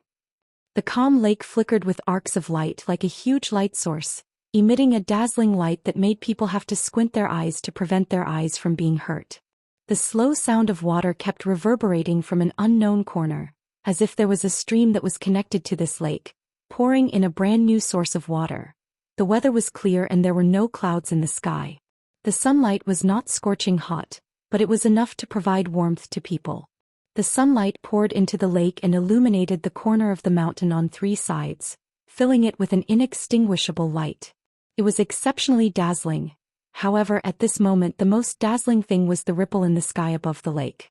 It was pouring some extremely clear water into the lake below, and its area was comparable to the entire lake's crimson spatial ripple. Along with the sound of flowing water, the gate of Babylon that covered the sky above the lake continued to sprinkle clear water like rain, replenishing the lake below. With the injection of clear water, the arc in the lake seemed to be getting brighter and brighter. Vaguely, there was a wave of energy fluctuating in the lake and it was still expanding. The reason for this is the clear water pouring into the lake. Wu Yan stood on the shore, controlling the gate of Babylon to pour the water into the lake in an orderly manner. He couldn't help but sigh. Wu Yan turned to look at the girls around him. He shook his head helplessly. Do you really only need the diluted pool water? The effect should be a notch lower. Well, there's nothing we can do about it. Violet held up her parasol and didn't look discouraged at all. You and your familiars added up to 4 people, yet you used up a third of the water. And that's only because your familiars are too special, so you don't have to use too much of it. You've actually used more than half of it on yourself. Violet's eyes turned to look at the water pouring into the lake. She tapped the handle of her parasol with her paper fan and said calmly, "That's not all. You're a primogenitor, Yan. You have a lot of mana and a lot of abilities. With so many aspects, the amount of pool water needed to be increased. However, there are many people here who are not pure humans, so the amount needed is definitely not small. Plus, there are many people here, so if we don't dilute it, we won't be able to use all of them." Violet is right. Mikoto nodded in agreement. Since there's good stuff, we should all enjoy it together. It's fine if the effect isn't as good. The advantage is that everyone can get stronger. Hinajuku patted Wu Yan's shoulder in a comforting manner. So Yan, don't throw a tantrum here. What's there to throw a tantrum about? I just think it's a pity. Wu Yan sighed again. Forget it, it's fine as long as you guys think it's fine. Who asked there to be so little water? If you think about it from another perspective, diluting the water isn't that bad either. Shokuhu Misaki chuckled. Little Yen, didn't you soak in those pools for 5 whole days before you finished upgrading? Diluted water shouldn't take that long, right? Wu Yen pondered for a bit before nodding his head. That's true. It's not good to let the sisters out of our sight for a few days. You don't have to worry about that. Mikoto crossed her arms in front of her chest. We'll take turns going in. Someone will watch over the sisters. Is that so? That's right, Yen. Worrying too much isn't a good thing. Shokuhu Misaki tapped her lips with a smile and turned to look at Kotori and the others. But Kotori, you guys will have to wait until you return from the dungeon. It's fine. Kotoni nodded expressionlessly, but her red eyes glowed brightly, proving that she was in a good mood at the moment. After all, the dungeon world this time was originally our own world to begin with. It's not a bad idea to go back. At this point, Kotori couldn't help but think of her sister at home, and she couldn't help but miss her. That's right. Wu Yen decided to enter the dungeon again. On top of that, the dungeon world this time wasn't some unfamiliar world. It's Kotori, Kurumi, Toka Yoshino and the others' original world. It's the date battle world. The reason they wanted to return to the date battle world wasn't because they were homesick. It was because of something Kotori said yesterday. When the display device was mentioned, the display device is a very special item in the date battle world. Its origin is unknown. The only thing we know is that it's a taboo technology that the humans in the date battle world obtained at some point in time. It reproduces computer calculations in the real world and completely distorts the laws of the real world. It's a device that uses science and technology to achieve the goal of magic. It's the display device. Its existence wasn't known to the general public. Only a few people with special identities knew of its existence. Initially, it was installed on the combat equipment used by the AST to fight against the elves. Later on, it gradually developed into various types of medical equipment, strengthening equipment, and so on, becoming a rather huge system. The reason why AST was able to obtain the qualifications to fight against the elves and break away from the limits of normal humans and possess power far beyond normal humans was because of the display device. The equipment Toichi Origami and Chong Gongya wore when they fought against the elves is the display device. Of course, the display device had a wide range of uses and its effects were also very magical. For example, when it was used to repair a damaged building after a spacequake disaster, Even if it was a building, it would only take a single night to completely repair it. Its effects are as miraculous as magic.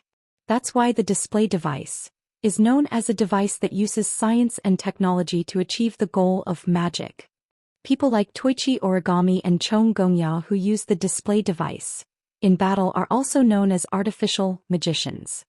This time, Wu Yan wants to return to the date battle world to obtain a large number of display devices.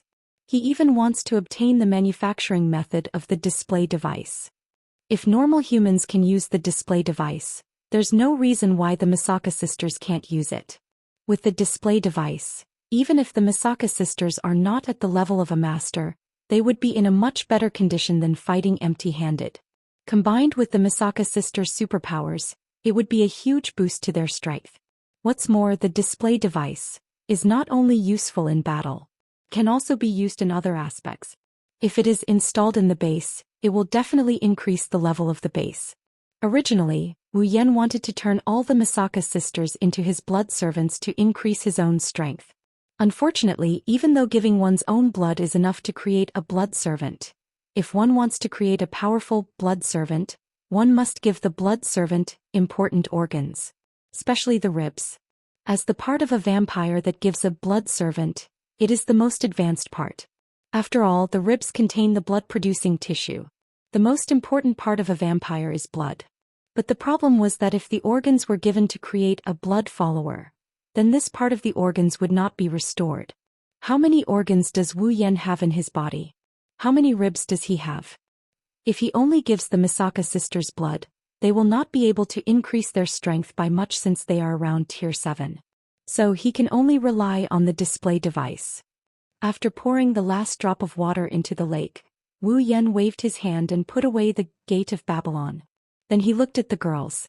All right, you girls can go in the order you want. Wu Yan shrugged as he looked at the girls.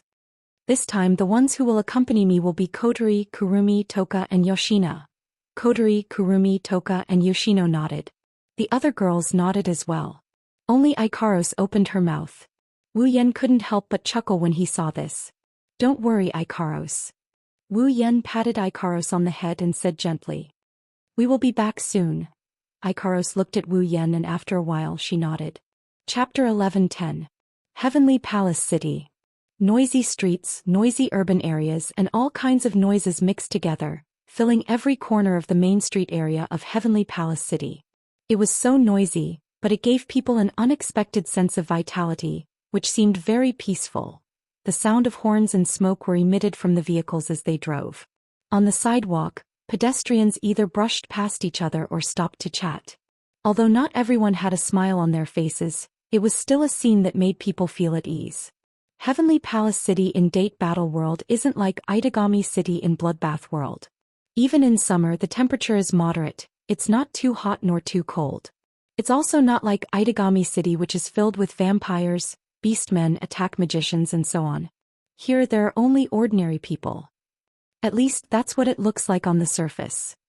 However, in the next moment, a phenomenon that was absolutely impossible to occur in a world where only normal people existed appeared. Woo! On the street, an extremely harsh alarm sounded without any warning in Heavenly Palace City, causing the glass windows of many buildings to shake.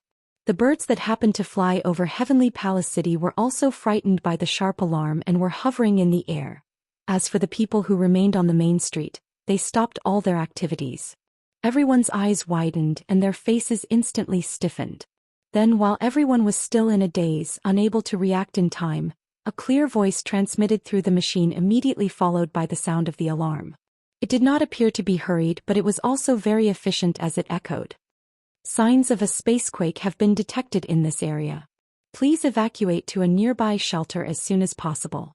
This is not a training session, this is not a training session, this is a real alarm. Residents, please evacuate to a nearby shelter as soon as possible. Residents, please evacuate to a nearby shelter as soon as possible. I repeat. Listening to the cold voice and the sound of the alarm that was still ringing in the space, it was completely silent. After a while, a series of gasps could be heard. Spacequake. It's a spacequake. Run. Shelter. Get to the shelter. Amidst the screams and wails, All the pedestrians on the street seemed to have seen a prehistoric giant beast. They fled for their lives into the nearest shelter and were protected by the thick steel door. On the street, buildings started to sink into the ground. It's like a military drill. It's an unprecedented chaos. The atmosphere has changed. There are only cars on the road, no one is driving. There's only trash, no one is walking on the street. There are roads, parks, convenience stores. There's not a single person in sight. Up until now there were still people moving around. But now the only thing that remained in the air was the aura of people moving around. The figures of people had disappeared into the streets. It was like a ghost town in a horror movie. It made one's hair stand on end, and in this creepy scene at a corner of the street suddenly a figure appeared. A dazzling light surrounded the area. Kaboom! Between the heavens and the earth, only the deafening sound of the explosion and the violent shockwaves swept out in all directions, destroying everything in the area. The street was completely destroyed, the buildings collapsed, gravel flew in the air, a terrifying energy wave spread out. It's like someone dropped a nuclear bomb, the shockwaves spread out in all directions. In just an instant this place turned into a real hell. When the shockwaves and explosions stopped. That happened 5 minutes later. What's left is the scene of a meteorite crashing down. An entire layer of the street was shaved off. There's no trace of concrete left on the street. What looks like walls are standing one after another around the destroyed street. There's light smoke coming out of them. At the center of the street where the explosion happened, there's a large hole dug out of the ground. A few figures stood in the hollow as they blankly looked at their surroundings. They exchanged glances with each other. In an instant, a deathly silence surrounded them, causing them to be unable to open their mouths to speak. After a long time, one of the beautiful girls with 2 ponytails hanging in front of her and bangs long enough to cover one of her eyes tilted her head and smiled. "Ah la la la, something interesting happened." "It's not interesting at all." A petite girl with 2 pink ponytails yelled angrily. "We caused a space-time quake." "Space-time quake? I've never caused a space-time quake before. Damn it." Hearing this, the man standing in front of the 4 beautiful young ladies of various sizes first lowered his head. Soon after he abruptly raised his head and shouted like he was going crazy. "Why is it space-time again? The ones who caused the space-time quake are Wu Yen, Kotori, Kurumi, Yoshino and Toka." Why? Wu Yen scratched his head, unable to get over this. Why would it cause a space-time quake? If you think about it, it's not that strange. Kotori took a deep breath and gritted her teeth. Our spiritual energy isn't sealed. It's not like we're in a quiet world. It's not strange that we caused a space-time quake. Sprites that were hibernating in another world would suddenly appear in this world. This phenomenon was known as the manifest world. When an elf returns from this world to the other, it's called disappearance. The reality world is divided into 2 types based on whether a space-time quake occurs or not. When a space-time quake occurs, it's called a normal reality world. When a space-time quake doesn't occur, it's called a quiet reality world. As a matter of fact, when fairies disappear and return to the other world, they will naturally enter a state of hibernation. Moreover, they will be pulled to this world from time to time as if they were forcefully awakened by someone, thus appearing in the real world. In other words, whether the reality world exists or not has nothing to do with the will of the elf. When an elf is forcefully pulled into the reality world, a space-time quake will occur in the reality world. If an elf doesn't want a space-time quake to occur in the reality world, they'll have to rely on their own will to descend into this world. In other words, if they want a quiet reality world, they'll have to consciously resist a space-time quake. Wu Yen, Kotori, Kurumi, Toka and Yoshino. 4 of them are elves. They came back from the Spalier world to this world. Moreover, they forgot to seal their spiritual energy and didn't consciously try to control the space tremors. Naturally, the space tremors happened. Wu Yen more or less understood Kotori's words, but he also had another question. If that's the case, why did a space-time quake occur when he first arrived in this world? Even though he didn't consciously resist a space-time quake, Wu Yen doesn't have any spiritual energy and he's not an elf. While Wu Yen was pondering this question, Toka and Yoshino exchanged glances and walked up to Wu Yen. Toka asked anxiously, "Hey Shido, did we do something bad?" "Probably.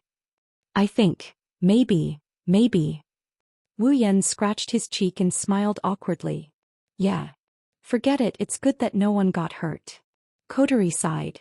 In short, let's leave before Asti arrives. Zhang Lixing shook his head. Wu Yan and Co were about to nod when they heard a sonic boom from the horizon. They froze on the spot just as they were about to leave. Era. Kurumi licked the corner of her mouth as if she was taking pleasure in her misfortune. Looks like they're here. Everyone raised their heads and looked in the direction of the sound. There, a few figures wearing streamlined light armor were rapidly flying over under the guidance of ejectors. Wu Yan rubbed his forehead and looked at the 4 elven girls. Whatever, hurry up and change into your spiritual equipment. Don't let ST see you in your normal attire or it'll cause some trouble. The 4 girls nodded, and in the next moment flames, black gas, purple light and icy mist enveloped their bodies. When they reappeared, the 4 elven girls had already changed into dazzling spiritual equipment. Chapter 11:11. As soon as she arrived at the scene of the space-time quake, she saw 5 figures standing in the hole.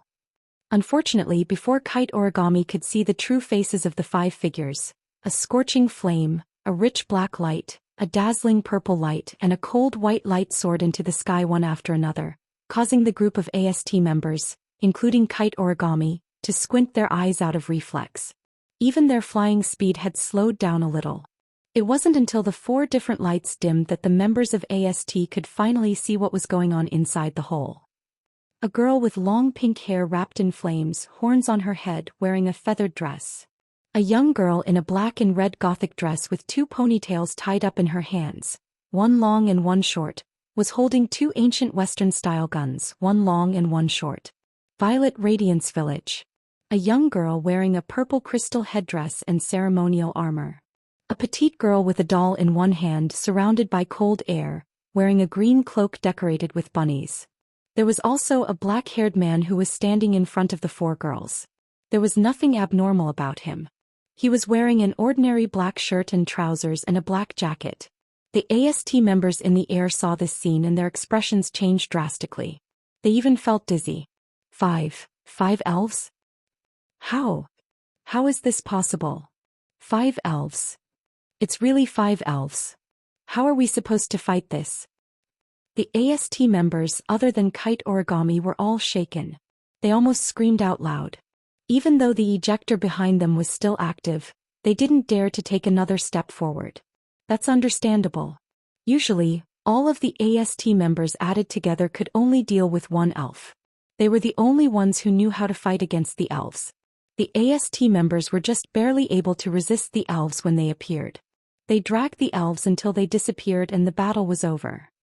If they really fought against the elves at full power with the level of the AST battle display device, even if all of the AST members were added together, they would only be on par with the weakest elf in history, Hermit. They wouldn't be able to do anything to the elves.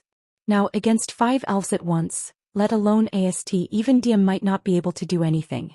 If they really fought against the elves, only death awaited them. Prince. Nightmare. Hermit. The leader was a female. The captain of AST, Hoshino, gritted her teeth as she stared at Wu Yan and company. She endured the dizziness in her head. That fire sprite should be an Efreet, right? And that man, could he be the Red Devil? Damn it. When did the elves know how to gather together? 5 elves, how are we supposed to fight them? The AST members didn't dare to step forward after hearing Liaozi's words. It wasn't that they were too cowardly. It's because the elves in front of them are too terrifying. Not to mention the weakest one, Hermit, Princess Pisces, was a super strong elf with a comprehensive danger level of AAA. They didn't have the confidence to deal with Princess Pisces, alone. On the other hand, even though the fire elf Efreet hadn't appeared in the world for a long time, its overall danger level was still AA. It was definitely stronger than Hermit. Of course they were strong, but they had never taken the initiative to kill a human.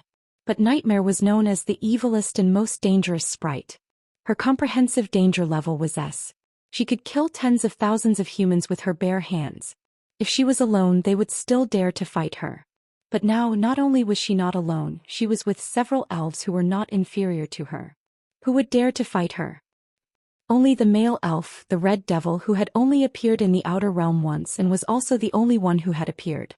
His strength and danger level were unknown, and he was very mysterious. He might stand in front of a group of elves. Would he be weak? If that's the case, then AST is retarded. While the members of Ii were at a loss of what to do, Tokichi Origami's face turned pale as she stood there in a daze. It was not that Kitsune Origami was afraid, but at this moment her mind was already filled with the words of Liaozi under the sun. She could no longer hold anything else. Efreet. Efreet. Efreet. Efreet.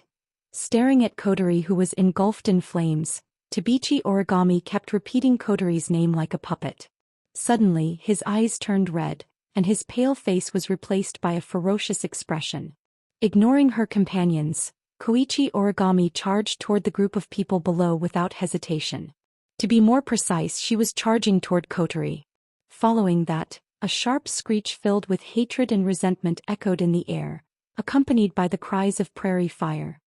Efreet. Wait. Origami. The resentful screech startled Wu Yen and the others.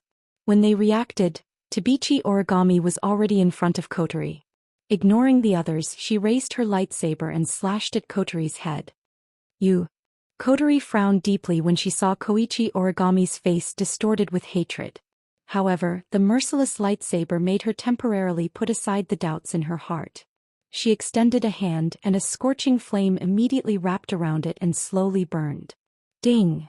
The gleaming lightsaber slashed at Kotori's hand. However, it was blocked by the flames on her arm. Kotori gripped the lightsaber tightly. Her red eyes stared at Tabichi Origami. There was a trace of fiery red in her eyes. You still have the guts to charge at me in this situation.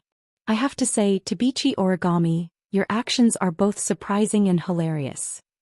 Kotori frowned at Tabichi Origami's hateful face and couldn't help but mock her. I heard you hate elves, but I didn't expect it to be to this extent. Looks like I've underestimated you. Efreet. Efreet. Efreet. Koichi Origami bit her lips and tried to pull the lightsaber in her hand. However, no matter how hard she tried, she could not pull the lightsaber out. She abandoned the lightsaber in her hand, grabbed a heavy cannon and aimed it at Kotori's face. Bama dense energy waves surged out of the cannon and hit Kotori at close range. Both Kotori and Origami were shrouded in black smoke and flames. Origami. Looking at the black smoke that couldn't be seen clearly, Liaozi clenched his fists tightly. That idiot. Prairie Fire turned around and yelled at the AST members behind him. What are you looking at? Go help them. The members of AST were shocked. They hurriedly operated the ejector and flew down. However, after flying for a short distance, a figure appeared in front of them. Era. Kurumi walked slowly in the air as if she was taking a stroll in the garden. She turned her head around and a wicked smile hung on her beautiful face. Although I don't know what's going on, it seems to be very complicated over there. Can you please not go over and disturb them? After saying that, Kwang San's red eyes flashed with an ominous glint. Otherwise, I'll be very angry, very angry. Nightmare. Sun Liaozi's expression changed. She didn't dare to pretend that she didn't hear the evil elf's words. At the same time, the black smoke gradually dissipated, revealing the situation inside. Kotori, who was engulfed in flames, wasn't hurt at all. Tabichi Origami was strangled by Kotori. She was hanging in the air and struggling in pain. Chapter 11-12. Ugh. Kyuchi Origami could only struggle to break free from the grasp of this hand. However, the more she struggled, the more pain she felt. In the end, her usually calm face was flushed red from the suffocation. The feeling of suffocation assaulted Tabichi Origami's mind. Her mind started to blur. Even so, she continued to glare at Kotori's face with resentment. If she could get a little closer, she wouldn't mind biting Kotori's face and tearing off a piece of flesh. Kotori's frown deepened when she saw Tabichi Origami's behavior. Tabichi Origami's behavior is a bit abnormal. Kotori knew Tabichi Origami very well. She was in the same class as her brother and sister, and she was familiar with her. To put it simply, Tokichi Origami is an unapproachable person. She doesn't interact much with others and secretly hates the elves. She joined AST for the sake of world peace and to prevent the elves from destroying the world and harming others. Rather than saying that she joined AST for the sake of world peace and to stop the elves from destroying the world and harming others, it's more accurate to say that she hates the elves. That's why Tabichi Origami joined AST. But this hatred is a bit too much. Kotori recalled the information she received about Tabichi Origami. She stared at Tabichi Origami's resentful eyes and for some reason she felt annoyed. Her grip tightened, causing Tabichi Origami to moan in pain. Watching all of this happen with their own eyes, Toka and Yoshino were completely unable to react. For a moment they were stunned on the spot. Only Wu Yan looked at Tabichi Origami quietly and sighed. When he saw Tabichi Origami charging at Kotori with a face full of hatred, Wu Yan already knew what was going to happen next. Wu Yan can only blame himself for forgetting that Tabichi Origami is a member of AST. He forgot that Tabichi Origami has hatred in her heart. Otherwise he wouldn't have let Kotori turn into an elf even if her identity is exposed.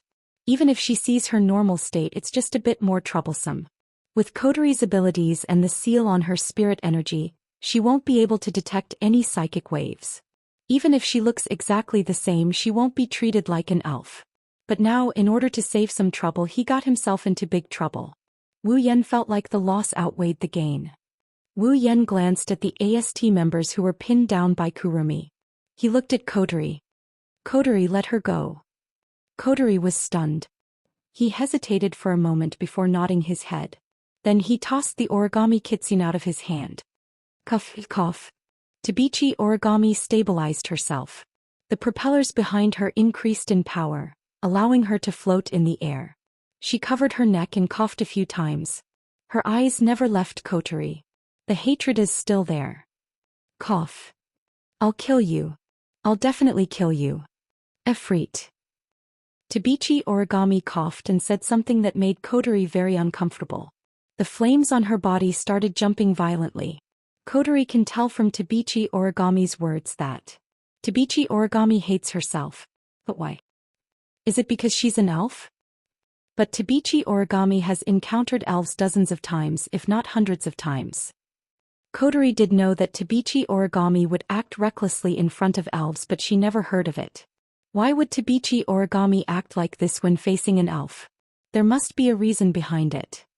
Realizing this, Kotori's doubtful gaze toward Toichi Origami gradually disappeared and was replaced with a cold look. You know me. Kotori Origami shook her head. Kotori paused for a moment and shook her head. No, I should say that you know Efreet. You know me? You know me? Tabichi Origami was so angry that she started laughing. Her face scrunched up due to the anger and hatred in her heart.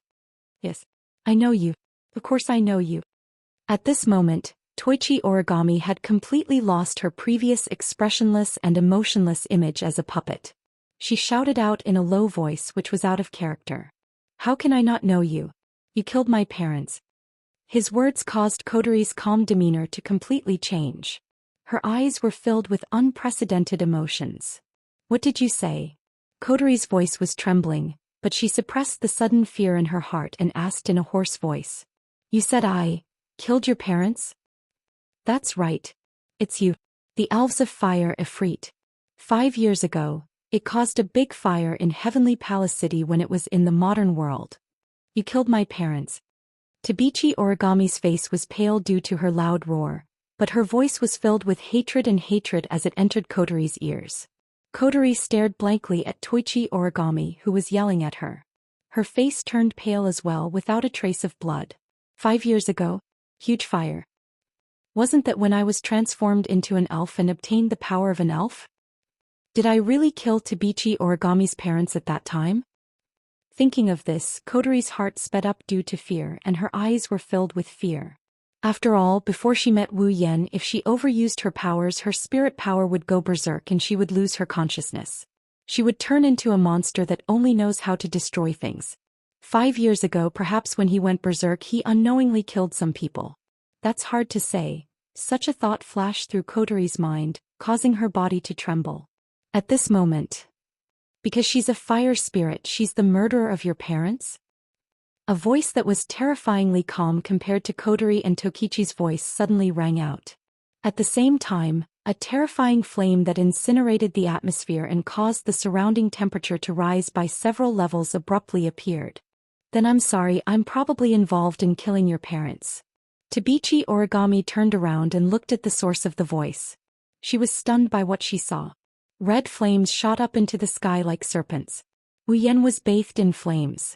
His wine-red eyes looked at Tabichi Origami with pity and sympathy. Tabichi Origami was stunned. 2. Fire Elves. Wu Yan's pity and sympathy deepened when he saw Tabichi Origami's stunned expression. Tabichi Origami understood his gaze and took a few steps back.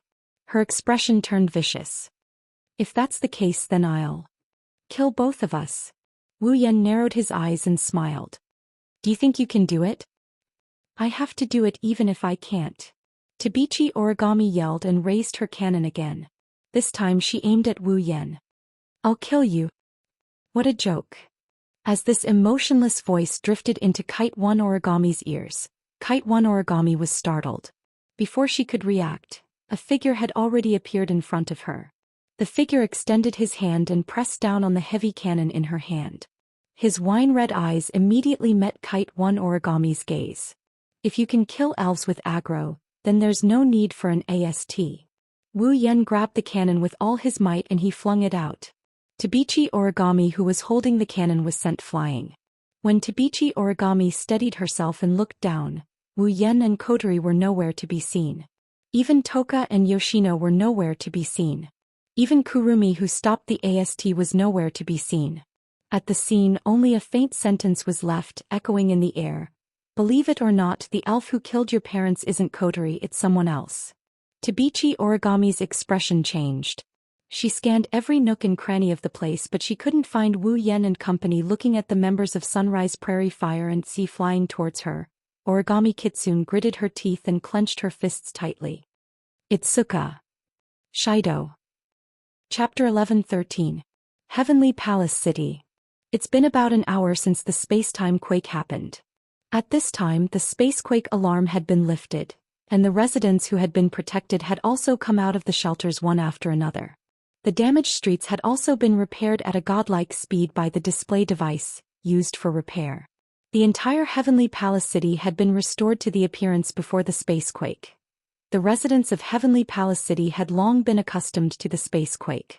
Therefore, as soon as they came out of the shelter, the residents acted as if nothing had happened and they had not encountered anything. They once again returned to their noisy state, making the entire Heavenly Palace City full of vitality. If one only looked at the surface, no one would have thought that just an hour ago in this corner of the city, which looked like hell, there was also a medium-sized riot. Of course, the people walking on the street didn't know that one of them was the culprit who caused the space-time quake. He was walking with them in broad daylight, heading back to his own home. Kotori, Kurumi, Toka, and Yono reverted to their casual attire. Their spiritual power was sealed away by the sealing bracelet. They are now just ordinary people. They are on their way back to the Itsuka clan with Wu Yan. Along the way, Toka and Yoshino were overjoyed. They skipped around like they wanted to go home as soon as possible. If Wu Yan, Kotori, and Kurumi weren't walking at a leisurely pace, the two girls would have started running. Obviously, Wu He's family had a very special position in the hearts of Shi Xiang and Shi Shaonai as their first shelter after getting rid of the identity of being hunted. Furthermore, Shiji had always taken good care of the two of them, causing them to somewhat miss her. As for Kurumi, she has been walking elegantly with a smile on her face. Her eyes narrowed as she smiled. She didn't say anything, she just kept walking. However, if you look closely, you'll notice that Kurumi would sometimes glance behind her. Then she would quicken her pace a little to put some distance between herself and the two behind her.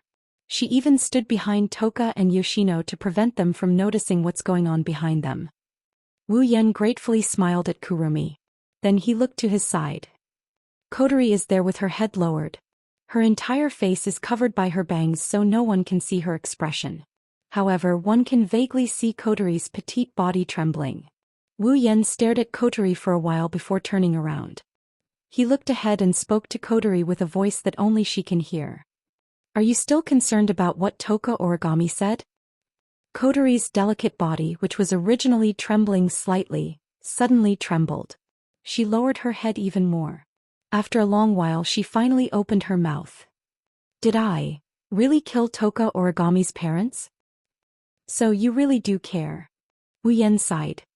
It's not like you haven't killed anyone in the Spalier world. That one is different from this one. Kotori raised her voice involuntarily, sounding a little shrill. Killing them was a decision I made based on my own will. Toka Origami's parents were powerless mortals who didn't do anything wrong. More importantly, I didn't kill them on my own volition. It's different. So you think it's your own fault? Wu Yan frowned. Am I wrong? Kotori raised her head. She met Wu Yan's gaze with a wavering gaze. Are you trying to say? Is it wrong to kill powerless mortals who didn't do anything wrong? I don't know if it's wrong or not. Wu Yan waved his hand and looked into Kotori's eyes. But I think you didn't do anything wrong. Even if it's a sin, you don't have to bear it. You didn't do anything wrong.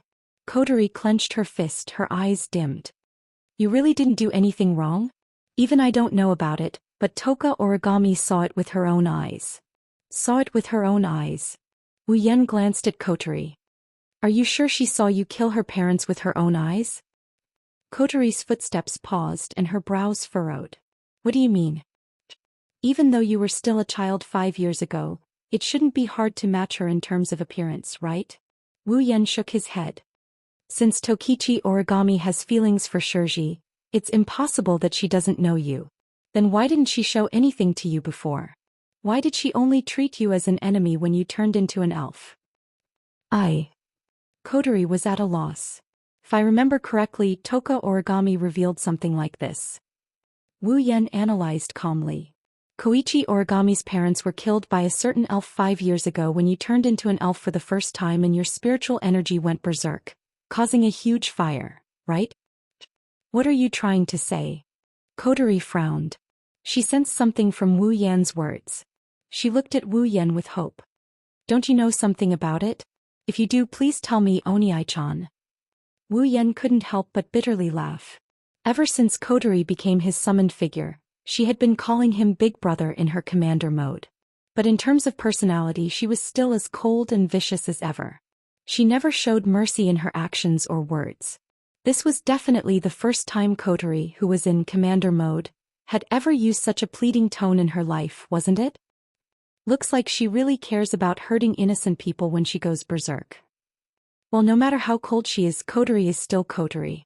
Her nature is still kind. I don't think I can explain it in words. Wu Yan mused. Didn't you lose your memories when you turned into a fairy 5 years ago? How about this? I'll help you retrieve your memories and you'll know what happened. Retrieve my memories? Kotori was shocked. Her expression turned serious. Can you do that? Piece of cake. Wu Yan smirked. Not to mention retrieving your memories, I can even create a new one for you. You're dead if you do that. Kotori glared coldly at Wu Yan. Listen up, if you dare to fabricate a new memory for me, don't expect me to forgive you. What if I help you retrieve your memories and prove you're innocent? Wu Yan's tone turned playful. How do you want to repay me? My adorable little sister. I'll repay. Kotori's eyes darted around. She didn't dare to look at Wu Yan's playful face. Her cheeks turned red as she spoke shyly. If that's the case, you can do whatever you want. Wu Yan looked at Kotori in disbelief. He couldn't believe that those words came out of Kotori's mouth. But soon Wu Yan smiled. It was a joyful smile. Remember what you said, Kotori-chan, you can't go back on your words. You're so annoying. Kotori glared at Wu Yan. I've always kept my word. If you dare to fabricate a new memory, I'll... Yes. Wu Yan shrugged. Don't worry, I won't do anything stupid. That better be the case. Kotori snorted coldly and quickened her pace. Her cheeks were still flushed red. Obviously, saying you can do whatever you want is a challenge for Kotori, who is in her commander mode. Wu Yan retracted his smile when he saw Kotori's reaction. He released a sigh of relief. At least Kotori has returned to her normal self. He achieved his goal. But I didn't expect Kotori to say, do whatever you want, when she's in her commander mode. It's clear that she really cares if she kills some innocent people when she goes berserk. It's a good thing Kotori didn't kill Toichi Origami's parents. Otherwise, Wu Yan can't imagine what would happen to Kotori. Saito. Hurry up. I'm leaving you behind. I'm coming. Wu Yan reined in his thoughts and quickened his pace when he heard Toka's excited shouts. Chapter 11:14.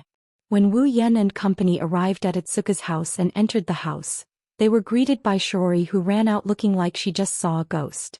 Everyone jumped in fright when they saw her. After a period of chaos, Shiori finally calmed down and explained the situation to Wu Yan and Ko in a trembling voice. After Shiori finished her explanation, Wu Yan's group found out that the reason why Shiori acted like she saw a ghost was because of them. This is a dungeon world. The time ratio is 100:1 compared to the Spalier world. If Wu Yan leaves the dungeon world, the time will stop flowing. So Shiori didn't know that Wu Yan's group left this world for quite some time. The problem is, when they left this world, Toka and Yoshino were with Shiori. So the time in the date battle world stopped at the time when Shiori, Toka, and Yoshino were still chatting. In the Spalier world, Wu Yan summoned 4 elf girls. Toka and Yoshino left Shiori's side. When they returned to this world with Wu Yan, time resumed. The result was, both Shirji and Shirji suddenly disappeared right in front of Shirji's eyes. Poor Shiori, who was still immersed in chatting with Toka and Yoshino. The next second, 2 living people disappeared in front of her. How could she not be afraid? Shiori didn't dare to stay here alone. She ran off to look for Wu Yan, Kotori, and Kurumi. Shiori found something amiss when she looked for them. The 3 of them had also disappeared. Such a strange phenomenon scared Shiori so much that she almost fainted. She wanted to escape from Itsuka's house. She was afraid that even the people on the street outside would disappear. If she was the only one left in the world, she would collapse. So Shiori could only tremble. She held on to the fear in her heart. She ran back to her room. She hid under her quilt and didn't dare to come out until she heard Wu Yan's group shouting, "I'm back." She ran out with tears streaming down her face. Wu Yan and Ko blushed with shame when they found out what happened. They can only console Shiori, who is in a state of panic. They can't explain what is going on with this supernatural phenomenon. Left with no other choice, Wu Yan used a skill to erase Shiori's memory to calm her down. When everything calmed down, Shiori led Toka and Yoshino to prepare dinner. Wu Yan was brought into the room by Kotori, who couldn't wait any longer. Kurumi came along with them as well. Of course, the 3 of them didn't want to do anything that would make them feel better. They just wanted to help Kotori retrieve the memories that she lost when she turned into an elf 5 years ago. Itsuka, Kotori's room. Wisps of burning mana flames jumped on his fingers, as if they were cheerful fairies dancing in the air. Wu Yan grabbed the strand of magical flame and flicked it. The magical flame shot out like a bullet and hit the ground. Then a platinum-colored magical formation appeared with the magical flame as the center. Wu Yan nodded and looked at Kotori. Stand in the magical formation. Stand in this magic circle. It can help you reconstruct the memory before and after your elven transformation 5 years ago. Kotori's face tensed up. She was expressionless, but there was an indescribable seriousness in her voice. She nodded and walked into the magical formation. She stood in the center. BZZ. The platinum-colored magical formation flashed with a barrier of light. With the boundary of the magical formation as the boundary, it enveloped Kotori. Then the ripples of mana started to expand and Kotori slowly closed her eyes. At the same time, Wu Yan and Kurumi closed their eyes. This magical formation has an additional effect.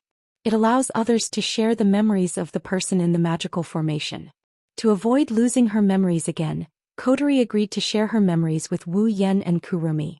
Therefore, in the room, the 3 of them closed their eyes and immersed themselves in their own minds. A blurry image slowly appeared in the minds of the 3 of them. In the image, a young Kotori is standing there. However, she wasn't alone. There's a shadow in front of Kotori. It was a shadow whose entire body was covered by something that looked like a mosaic.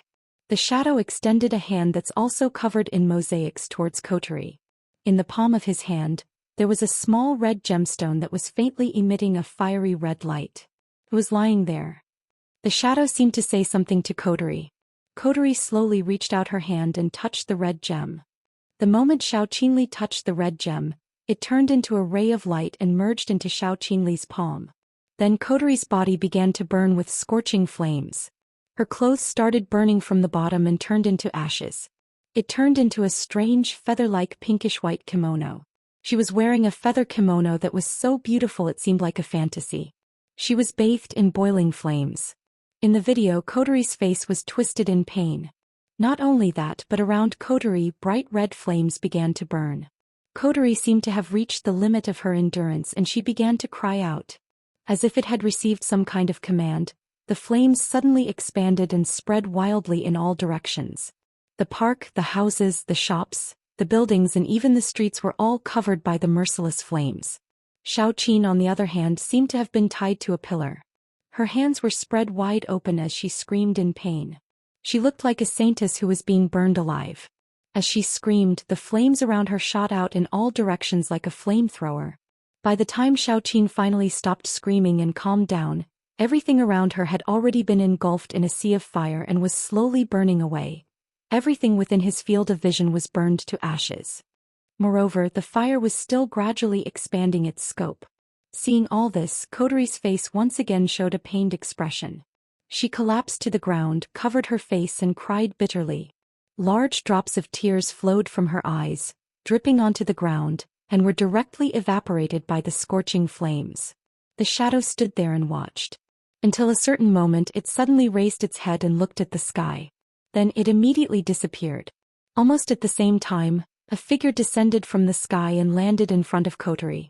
Kotori threw herself into the person's arms as if she was grasping at a life-saving straw. Not long after, the two talked about something and the person gave Kotori a red bracelet before disappearing. That person was Wu Yan, who accidentally returned to Heavenly Palace City 5 years ago. When Kotori put on the bracelet and sealed all her spirit energy, Wu Yan disappeared. The shadow appeared in front of Kotori again. The shadow kept looking up at the sky and didn't say anything for a long time. When her spiritual energy was sealed and her spiritual equipment turned into flames, Kotori covered her body and took a few steps back in fear. The shadow seemed to have realized something and looked at Kotori. Then the shadow reached out its hand. This time there was no gem in its hand. Its palm was no longer in front of Kotori. Instead it pressed down on Kotori's head. A faint light flashed from the shadow's hand. Kotori, who was struggling, stiffened. Her eyes closed and she fell to the ground. He raised his head and looked at the sky. The shadow disappeared once more. The fire that spread throughout Heavenly Palace City seemed to have lost its power. As Kotori fell, it gradually dimmed. Many buildings and streets that were burned to ashes were exposed to the air. Everything disappeared. The image of Heavenly Palace City, which was almost burned to ashes emitting light smoke, became the last scene in this memory fragment. Chapter 11:15. The magical ripples in the small room slowly receded. The platinum-colored magic formation in the center of the room slowly retracted and disappeared into thin air. Wu Yan, Kotori and Kurumi opened their eyes. They were shocked as if they were awakened from a nightmare.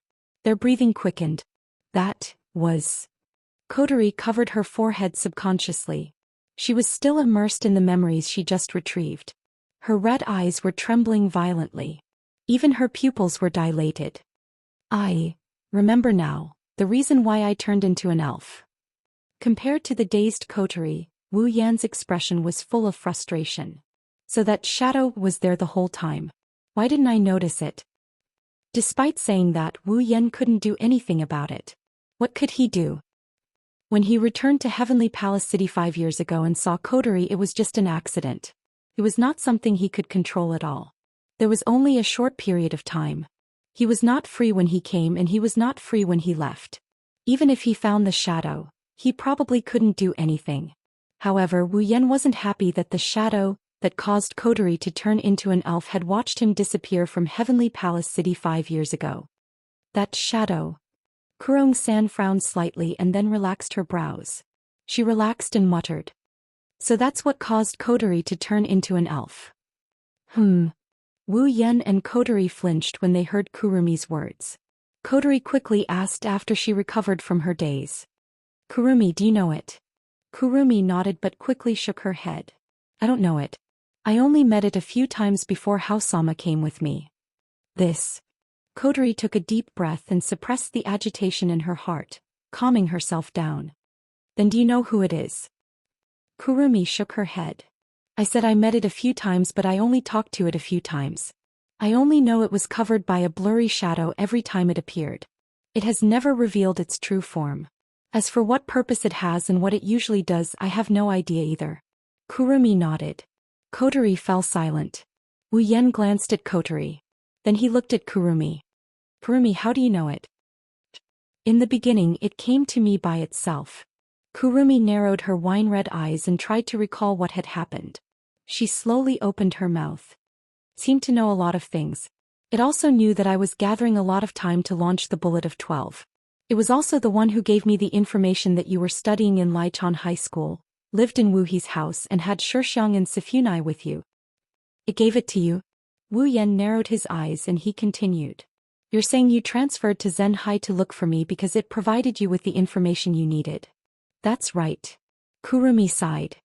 Speaking of which, it's thanks to it that I was able to get information from the outside and successfully integrate myself into human society. Hearing this, Kotori frowned. So you don't know anything about it? Sorry. Unfortunately, I don't know much about it. Kurumi looked at Kotori. Almost every time it took the initiative to find me. The information it provided me was all given by it for free. I once suspected its purpose, but what it did was not harmful to me at all. So I don't know why it did this. Kurumi glanced at Wu Yan when she said this. But it seems to be interested in Hao-sama. I even suspect it was its plan to meet Hao-sama.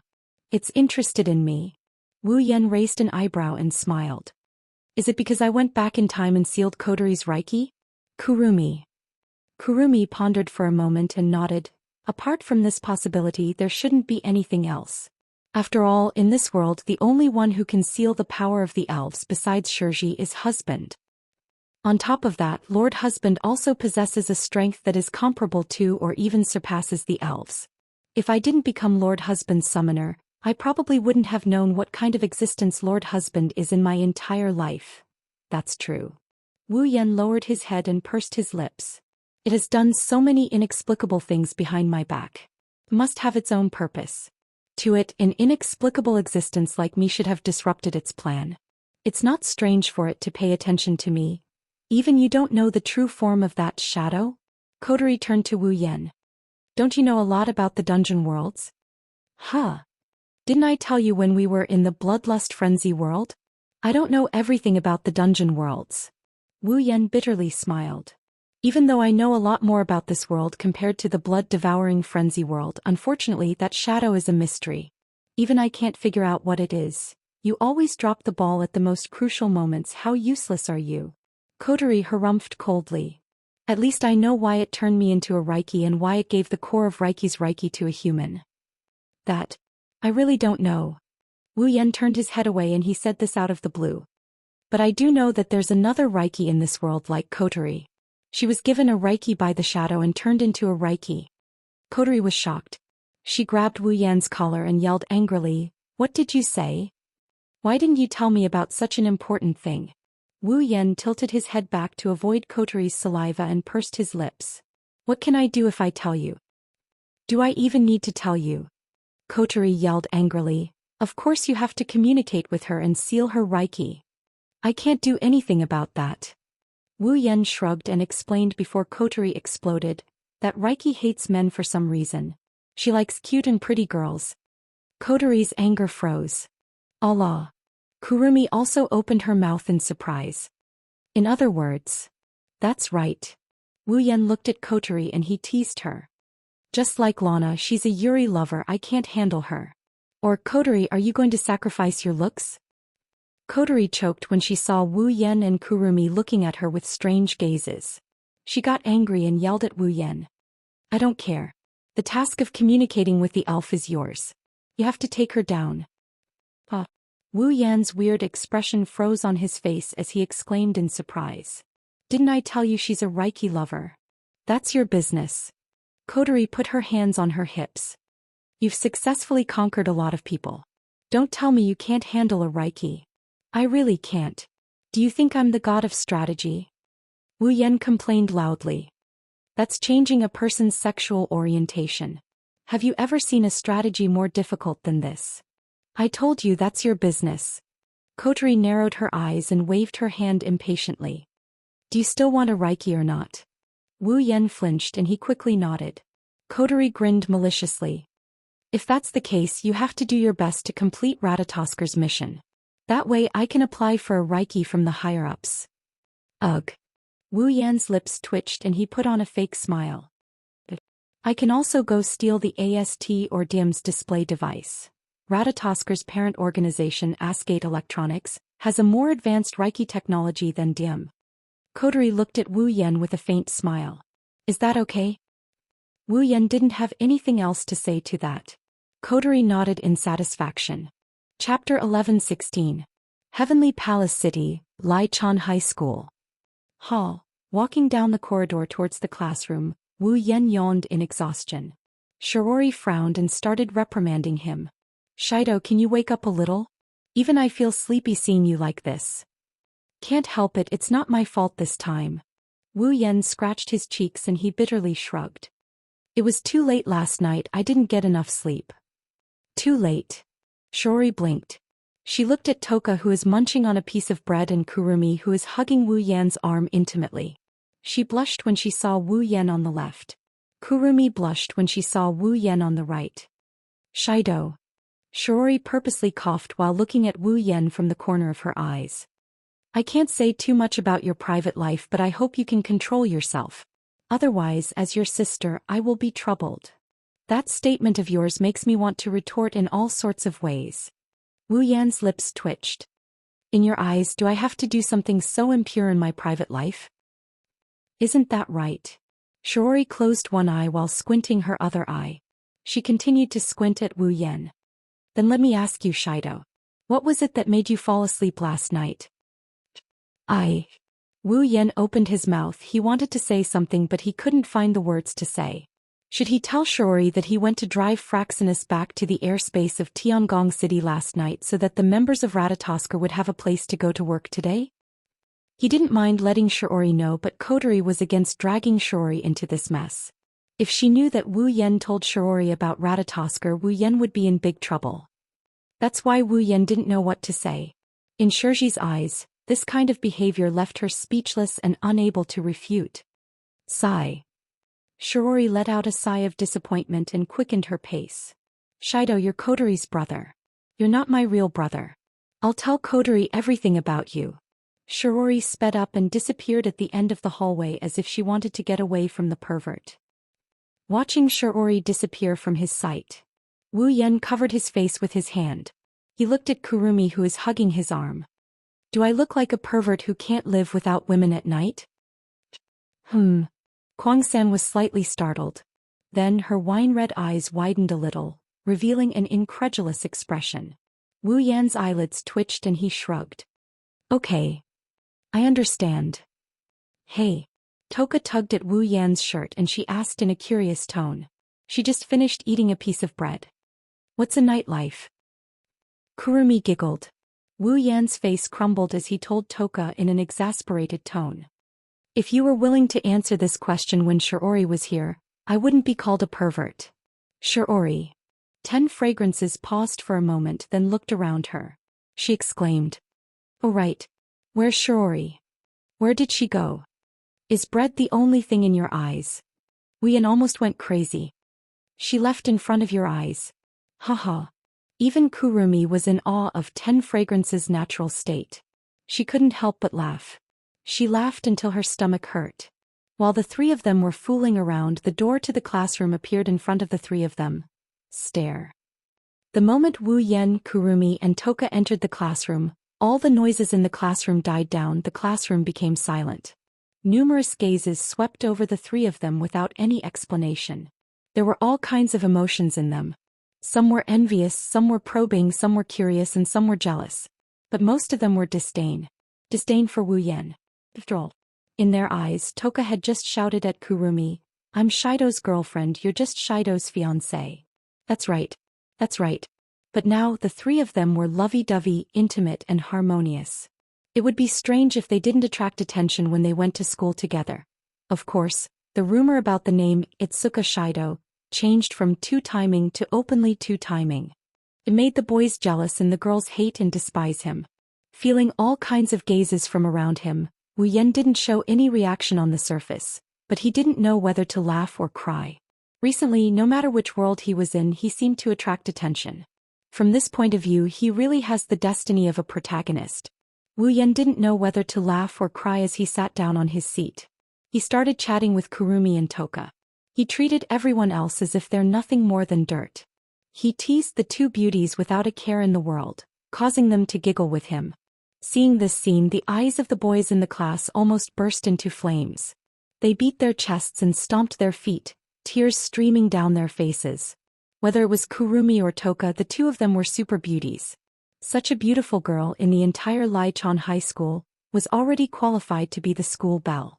Now the school beauties were chatting passionately with an unremarkable boy. How could they not be envious? Hey Wu Yan. A few girls surrounded Shiori and began to criticize Wu Yan. Your brother is two-timing, shouldn't you do something about it? Shido isn't two-timing, you know. Shiori also thinks that Wu Yan is a bit of a playboy, but in front of outsiders she chose to side with him. She shook her head and shook her head. That. You see, isn't this a common plot in TV shows? Originally the two of them loved each other very much. But one day, a fiancé suddenly appeared and said that their engagement was set by their parents. Shiori explained. Shido is like this now. In fact, there's nothing going on between him and Tokasaki-san. Shido really likes Toka. From this sentence, it can be seen that Shiori is on Toka's side. I see. The girls nodded in agreement. They looked at Wu Yan with a friendlier gaze. Shiori released a sigh of relief when she saw this. But at this moment, Itsuka Shido.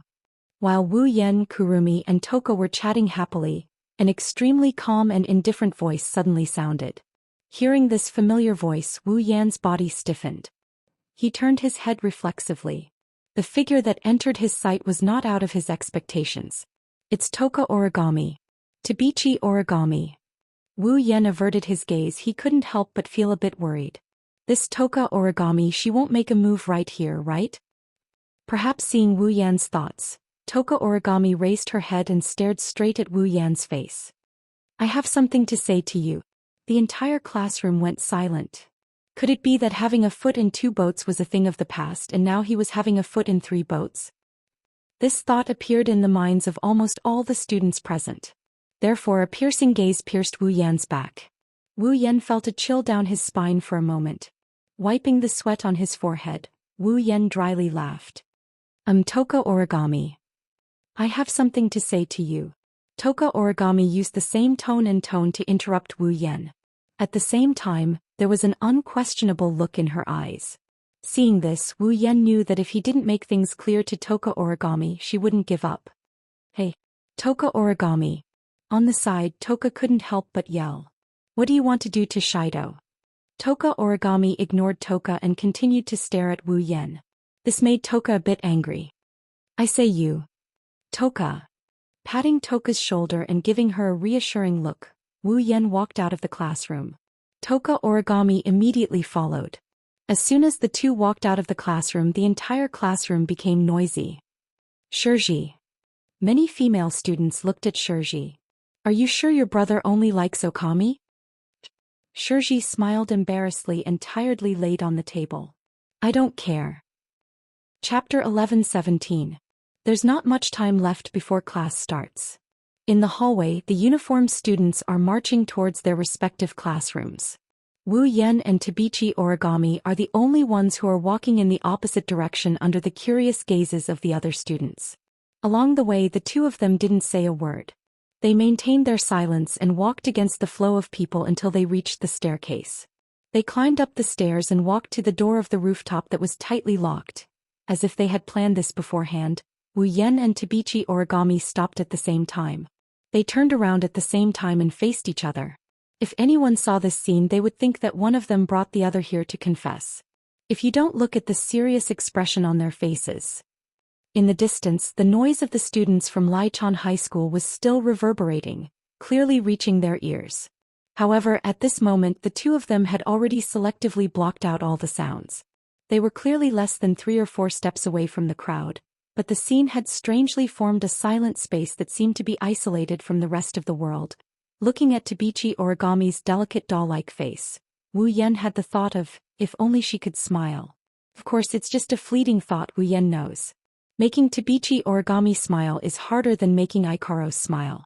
After all, Tabichi Origami carries a burden that normal high school students can't bear. Hatred. And this hatred exploded when he saw Kotori yesterday. Wu Yan can more or less guess why Tabichi Origami brought him here. To be honest, with the hatred in Tabichi Origami's heart, it's a bit out of Wu Yan's expectation that she didn't attack him immediately. But if possible, he doesn't want Tabichi Origami to hurt Kotori. Even though, compared to Tabichi Origami, Kotori is much stronger, Wu Yan doesn't want to see that happen. So if possible, he also wants to erase Tabichi Origami's hatred. Even if he can't erase the hatred in her heart, he has to at least make Tabichi Origami believe him. Kotori isn't her enemy, but with Tabichi Origami's personality, she probably wouldn't believe what he said. Wu Yan can only try his best. If Tabichi Origami doesn't want to let Kotori go, then for Kotori Wu Yan has to use some tough methods. Of course that's for later.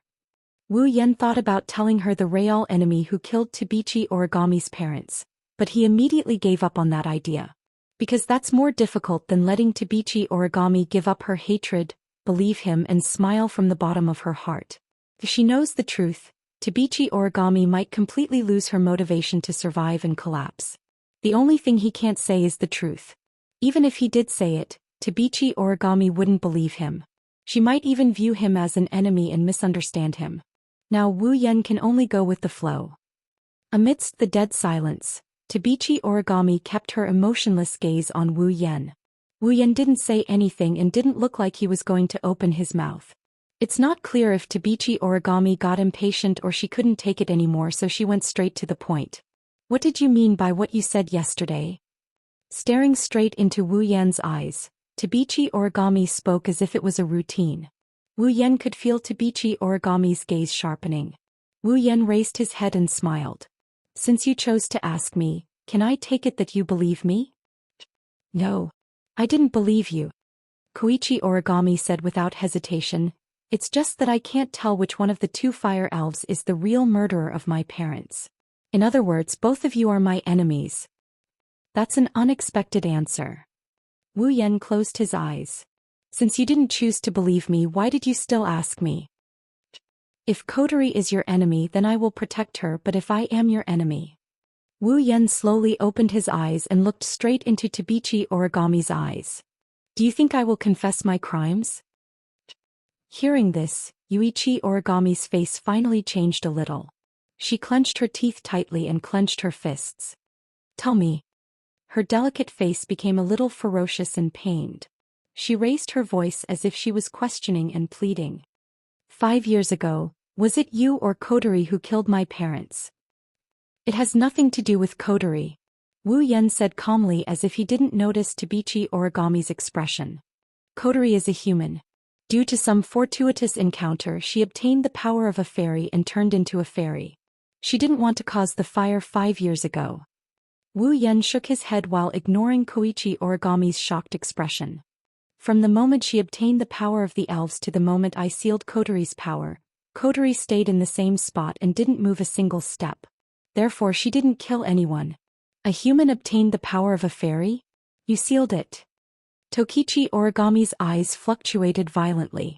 He gritted his teeth and gradually increased the strength of his teeth. Do you think I'll believe that? I clearly saw a fairy at that time. Let's not talk about whether you saw it or not. Wu Yan waved his hand and interrupted Tabichi Origami. Even if you did, are you sure it was Kotori you saw? Tabichi Origami paused. She furrowed her brows. That day, I saw the silhouette of the elf who killed my parents. How can you be sure it was Kotori just by looking at her? Wu Yan glared at Tabichi Origami. Tabichi Origami couldn't help but take a few steps back. You didn't even see her face. How can you be so sure? Tabichi Origami's expression changed. She bit her lips. You're right, I didn't see the fairy's face, but how can you prove that Kotori has nothing to do with this? Are you the one who killed my parents? No matter how I look at it, it's just a lie you made up to protect Kotori. Tabichi Origami pointed at Wu Yan. If you didn't do it, then show me proof, otherwise I won't believe you. Following Origami's words, The atmosphere in the room suddenly became heavy. Looking at Yuichi Origami pointing at him with one hand, but her teeth were constantly biting his lips and she was still using force. He was afraid that if this continued, it would not be strange for her lips to be bitten by her. It's easy to imagine how painful it is for Tabichi Origami to lose her parents. Under such pain, if Tokichi Origami were to find out the true identity of the murderer who killed her parents, that's too cruel. Wu Yan smiled bitterly. You're right, I can't prove that Kodori didn't kill your parents, but you can't prove that Kodori killed your parents either, right? Wu Yan lifted his head and looked at Tabichi Origami. Or do you plan to kill the wrong person rather than let them go? Kill me and Shirji's sister and suffer the same pain of losing a loved one as you do? Or she. Koichi Origami's face instantly turned pale. She lowered her head and used her bangs to cover her face. She was unable to say anything else. Wu Yan didn't say anything else. He just stared at Toichi Origami, trying to figure out something from her expression. However, he could only see Toichi Origami's slender shoulders trembling uncontrollably. Clearly, Origami Kite was also struggling. Wu Yan didn't know what happened between Tabichi Origami and Shiori that made Shiori so important to Tabichi Origami. However, it's still a good thing that he managed to turn Tabichi Origami's mind upside down. It wasn't until a long time later when the class bell rang that Tokichi Origami took a deep breath and raised her head. Her face once again returned to normal. I will find the murderer. Leaving these words behind, Yuani Origami walked away without looking back. Wu Yan leaned against the wall and looked up at the ceiling. He sighed. Temporary peace is a good thing. Chapter 11-18. In the sky above Tiangong City, Fraxinus. The walls and floor were made of machine-like steel and wiring. A cold luster leaked out from all directions. Wu Yan walked along the narrow steel corridor that looks like a submarine passage. His footsteps echoed as he walked towards the end of the corridor. There was a small electronic panel on the side of the door. After a while, Wu Yan was less than a meter away from the door. He didn't stop, he continued walking forward. The electronic panel beeped and the door opened automatically, revealing the situation inside. Just like the bridge of a spaceship, starting from the door and going from the outside to the inside, the floor extended into a semicircular shape, forming a large room. In the center there was a high platform with a steel chair on the platform. On the left and right sides of the platform, there was a gentle staircase. Going down the stairs, there were 2 rows of seats on both sides equipped with high-tech precision instruments. A group of Ratatosker members were sitting there and operating the instruments. They didn't seem out of place at all. It seemed like the members of Ratatosker didn't know about this. Right now, the airship they were on, Fraxinus, wasn't in this place until last night. Even its existence had changed. Now, Fraxinus was no longer a pure airship equipped with all kinds of display devices and sophisticated instruments. Instead, it had turned into a relic. It's a noble relic that is as strong as a golden armament. Putting other aspects aside, just the body's defense alone had increased by quite a bit. Come to think of it, even if it was directly attacked by some powerful offensive display device, it should be able to withstand it. The members of Ratatosker don't know that no matter how familiar they are with the spaceship, they can't control Fraxinus. Wu Yan can nullify all of their operations with a single thought. Fraxinus has become Wu Yan's exclusive noble relic. Other than him, no one else can control it. Unless Wu Yan agrees. Wu Yan walked into Fraxinus's command room. Everyone in the room looked at Wu Yan. Including Kodori, Kamui Kuhei Murasame Rain, and Wu Yan's 2 direct subordinates. Kinakanamiya. Yatsuki Chinyu. Captain. Seeing Wu Yan coming in, Janamiya Shina and Yatsuki Chinyu immediately called out to him. Wu Yan nodded and he walked in front of the 2. He looked at Shina before looking at Yatsuki Chinyu. Then he smiled at the 2 of them. Looks like your injuries are almost healed. In the battle with Kurumi, Shina, Yatsuki, and Utsuki suffered heavy injuries. Before Wu Yan left this world, the 2 of them were still recovering from their wounds. Thank you for your concern, Captain. Yatsuki Chinyu touched his back and smiled. She looked like a blooming lotus flower, very beautiful. It's a pity that under that beautiful face there's a man's heart. Although it's troublesome to deal with the bullets that contain spiritual energy, I managed to finish it by today. My injuries are all healed. Well, it's within my expectations. Jin Na nodded like a little adult. Her petite body was like a little adult. He exuded an incredible sense of maturity. Ratatosker's display technology is better than Diem's except for combat. Although it's troublesome to deal with the bullets that contain spiritual energy, a few days should be enough. As long as you guys are fine. Wu Yan patted them on the shoulder. Kotori nodded in agreement. Wu Yan looked like he cared about his subordinates. Kotori nodded, but she quickly focused on the machine in front of her. Wu Yan asked curiously. What are you doing? You're so busy. Do you think everyone is as free as you? Kotori said without turning her head as she chewed on the pearl in her mouth. She took a bite out of her mouth and glanced at Wu Yan. The information about Phantom hasn't been uploaded into the database yet. In order to prevent me from losing my memory again and losing important information, I'll be busy for the time being. Phantom? Wu Yan flinched at first, then he nodded in relief. Is it that Phantom? Yes. Kotori nodded, her eyes were still on the machine in front of her. Although I don't know what kind of existence it is, but to possess such power, it's most likely an elf. That's why I gave it a name. If it's possible, I hope that I can analyze its spiritual energy fluctuation. Is that possible? Wu Yan couldn't help but ask. Phantom has never appeared in public before. 5 years ago, when Phantom gave me the spiritual crystal, a short part of it was captured by a nearby surveillance camera. Kotori narrowed her eyes. Although it's only a short period of time, it's the only evidence that can prove that the Phantom has appeared. I must analyze it thoroughly. If everything goes well, I might be able to capture a little bit of spiritual energy fluctuation. I see. Wu Yan pondered and smiled. Well, as expected of Kotori. She didn't make any mistakes. Looks like I can't fall behind as her brother. Wu Yan turned serious and looked at Shina, Yuki-Chinyu and Yuki-Chinyu. How's the information I asked you guys to collect? Hearing this, Kotori couldn't help but stop her work. Shina and Chinyu also looked at each other and nodded. It's not ideal, but we've got the general information. Yuki-Chinyu took a step forward and flipped through a document. Temptress Magio, a student of Dragon Gut Temple Women's College. Her age is unknown. Although she's a student, she's actually a very popular singer who has only debuted half a year ago. She's currently active as an idol. Raising his head, Yatsuki Chinyu looked at Wu Yan and handed him the information while frowning at the same time. I don't know why, but the information about Seductive Knight Magio only started from half a year ago. As for the information about Seductive Knight Magio, no matter where I looked, I couldn't find any information about her. Yeah, Captain. Shina stared at Wu Yan with a confused look in his eyes. Even Ratatosker can't find any information about Seductress Magio before half a year ago.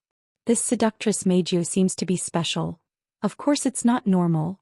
Wu Yan sighed as he flipped through the information in his hand. Well, it's not surprising that you can't find any information about Temptress Magio from half a year ago. After all, she only changed the name, Temptress Magio, half a year ago. Before that, her name was Xiao Dai Yuno.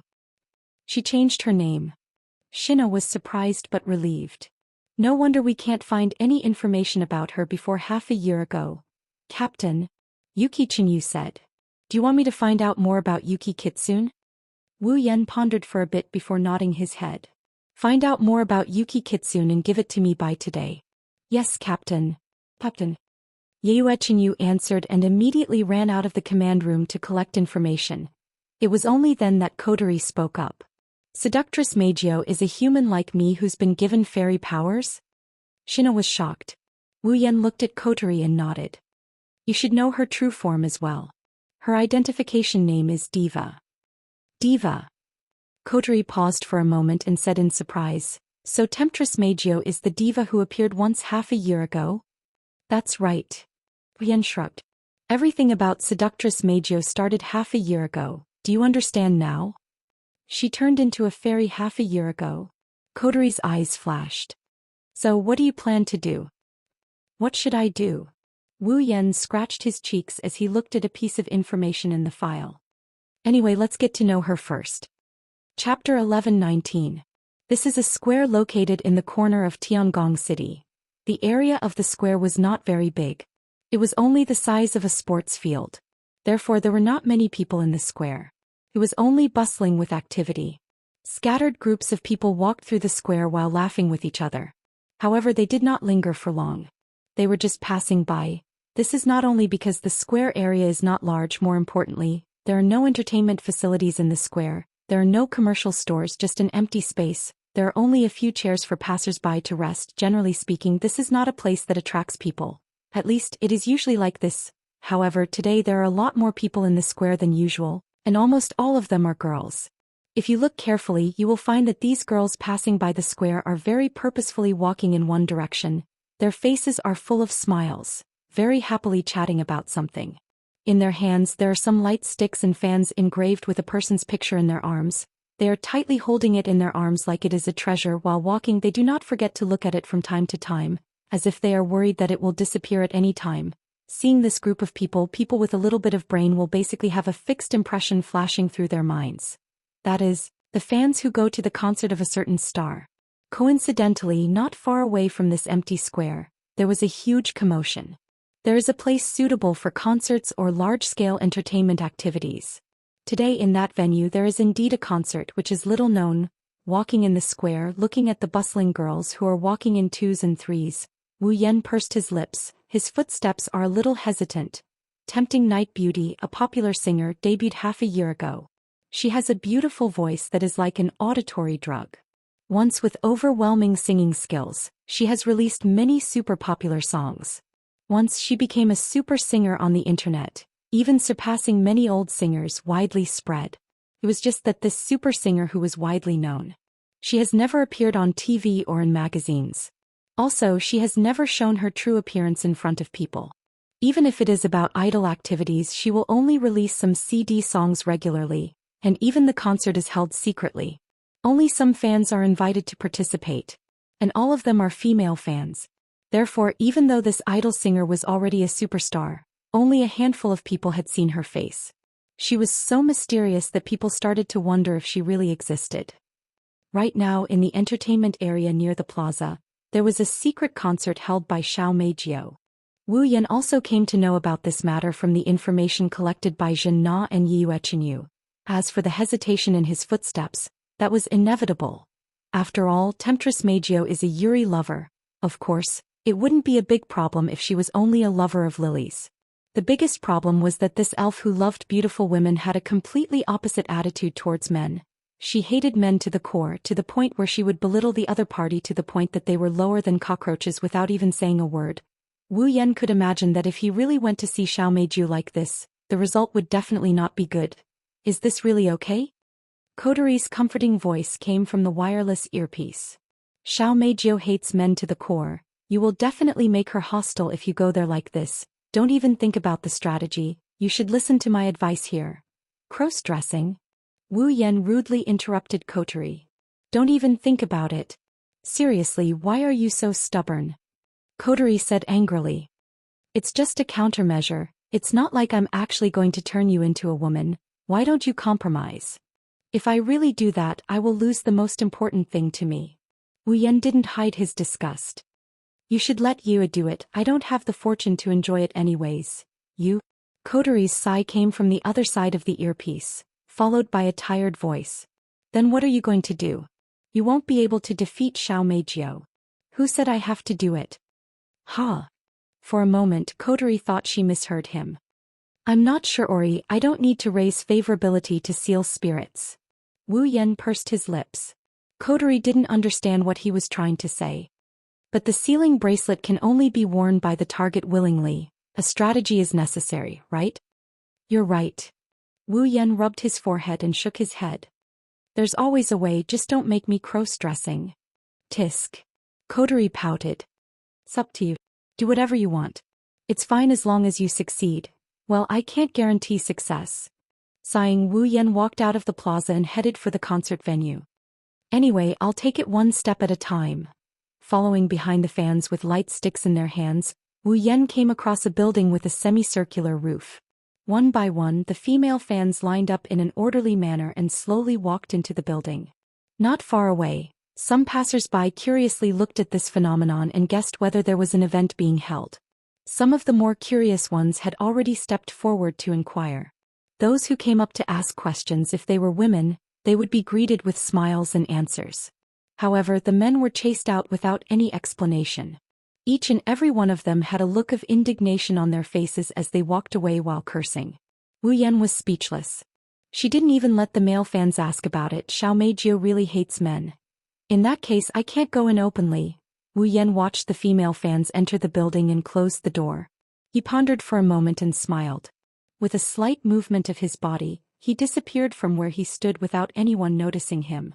Meijio, Meijio, Meijio, Meijio, Meijio. When Wu Yan reappeared, the first thing that entered his ears was the loud cheers that could break through the ceiling. He was completely unprepared for this and he quickly scanned his surroundings. The first thing he saw was the auditorium full of light sticks. The surroundings were dark, and the only light sources were the countless glow sticks in the audience seats and the spotlights from the stage that could be seen at a glance.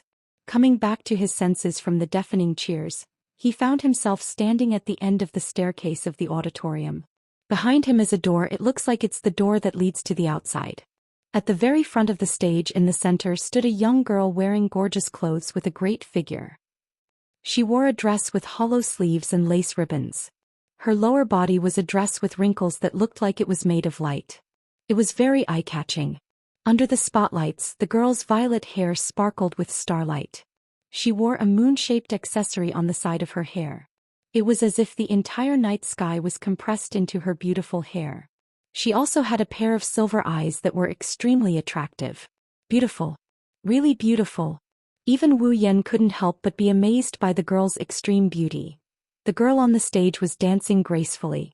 She used very few moves to create a pleasing dance. She also had a sweet smile on her face as she sang a song. It was a song with a seductive tone. Wu Yan couldn't help but praise the song. Then he noticed something. This extremely beautiful voice seemed to contain traces of a different kind of spiritual energy. The effect of the spiritual energy is similar to Shokuhu Misaki's mind control. It's both hypnotizing and seductive. In other words, the beautiful girl on the stage is using the power of the fairies to hypnotize and seduce her fans. Chapter 11:20. The intoxicating singing voice reverberated in the vast space, filling every corner.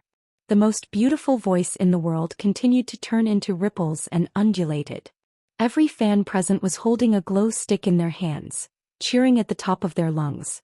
Traces of infatuation remained in their eyes. Listening to the invasive singing that kept trying to drill into his mind, he frowned as he looked at the crazed looks of the fans in the audience. Although the spiritual energy contained in the song was small, it was enough to affect ordinary people. The fans present must have been affected by the song to some extent, which was why they were cheering so crazily, right? Although the singing was pretty good without the element of spiritual energy, a normal song wouldn't be able to make people go crazy like this. Looking at the beautiful girl who is still immersed in his performance, Wu Yan's eyes flashed with a glint. Night Tempter Meijio, level 73. Is she Night Tempter Meijio? Wu Yan didn't know if Kotori shared the information he got from the system. Kotori's low voice came from the other side of the earpiece. He could faintly hear her grinding her teeth. Could it be that she's wearing spiritual equipment? Why is she showing it in front of so many people? What is she thinking? Who knows?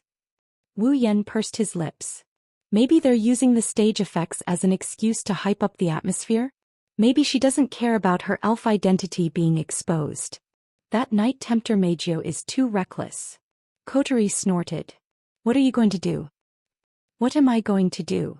Wu Yan scratched his face. He had a headache. Although he was here, he really didn't know how to get in touch with Xiao Meijio. Night Tempter Meijio is like a virus. She doesn't even want to look at him, let alone touch him.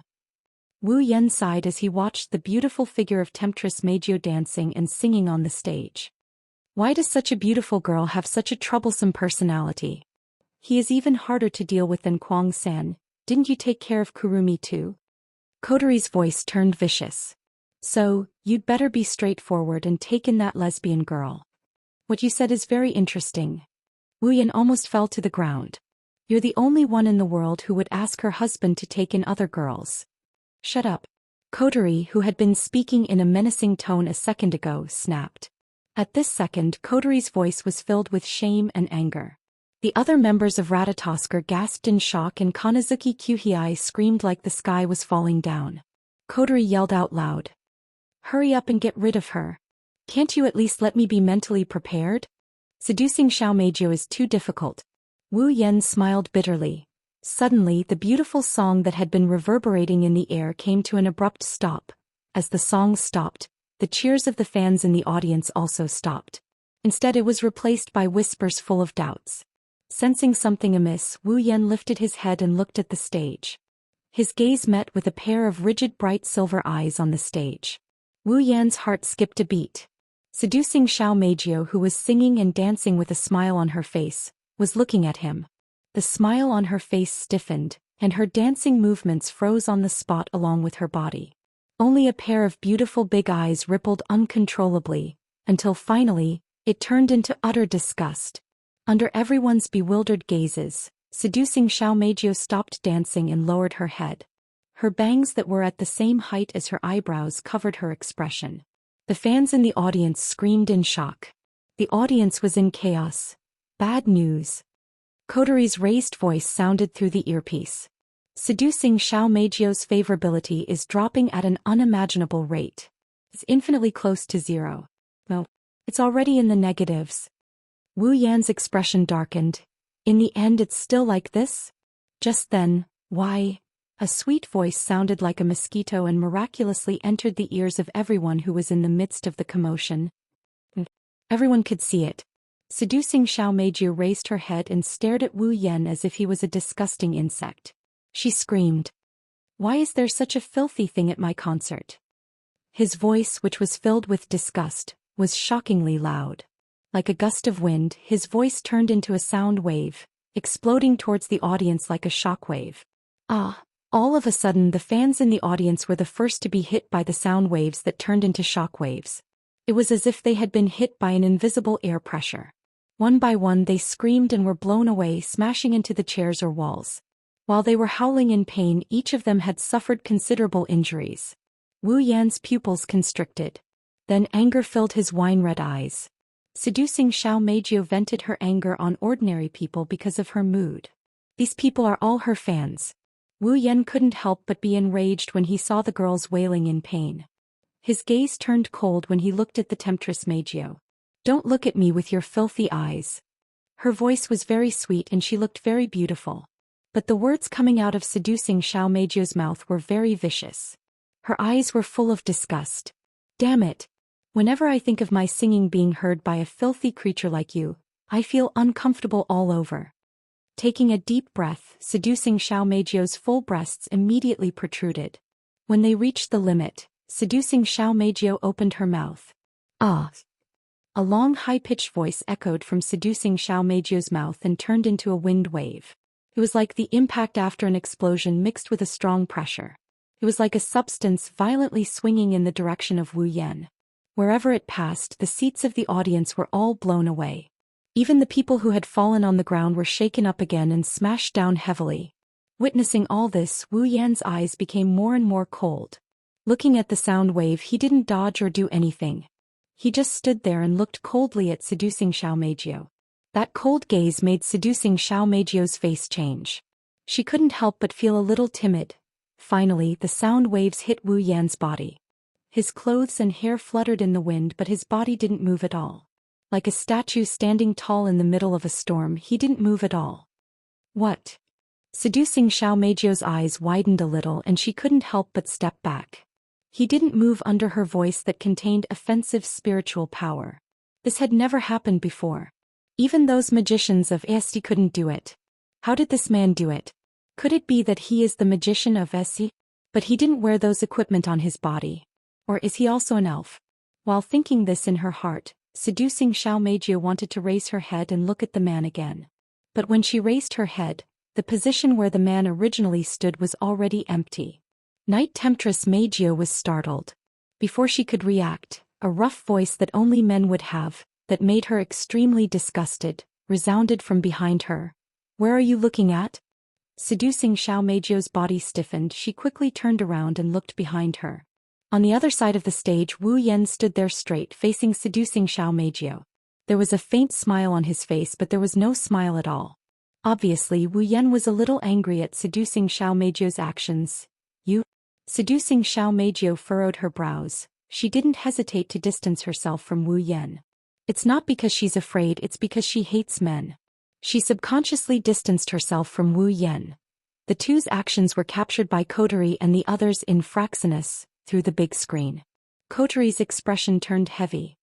Even Onii-chan is angry, this is going to be troublesome. Chapter 11:21. In the command room of Fraxinus, the members of Ratatosker raised their heads and looked at the two of them on the big screen. Seductive Beauty's favorability bar is still dropping. They started to panic a little. Commander, a member of Ratatosker said in a panic. The diva's spiritual energy fluctuations are starting to become unstable. If this goes on, it's very likely to cause a spacequake. Captain. Jin's fist clenched and unclenched, then clenched and unclenched again. His usually serious face was now filled with nervousness. In fact, it wasn't just him. Beside him, everyone, including Kotori, was nervous. This doesn't look good. Kotori bit hard on the pearl in her mouth, trying to use the sweetness to ease the tension in her heart. If this continues, seductive Meijio's favorability will drop. We won't be able to continue the battle. Captain isn't going to fight seductive Meijio, right? Yatsuki Chinyu's expression is uncertain. He shouldn't be that reckless, right? Captain. That might not be the case. Kotori frowned. Because she saw something she hated, she vented her emotions on ordinary people. In fact, those people are even her fans. Seducing Xiao Meijio is indeed too much. With brother's personality, I'm afraid he's really angry now. What should we do? Shina looked at Kotori. If the captain really fights with the diva, then the AST side will definitely rush over as well. Indeed, it won't be a good thing if we run into her again. Kotori recalled Tabichi Origami's cold face. She clenched her teeth. We can only trust Onii-san's judgment. Kotori turned to Shina and Yatsuki Chinyu. She announced. Tina. Yatsuki. You two go over there first. If AST's people show up, we must stop them. Shina and Yatsuki Chinyu nodded and ran out of the command room. Kotori turned to everyone. Everyone get ready for battle. Spacequake alarm is on standby. Once we detect a spacequake alarm, sound the alarm. Yes. Shinwuyue.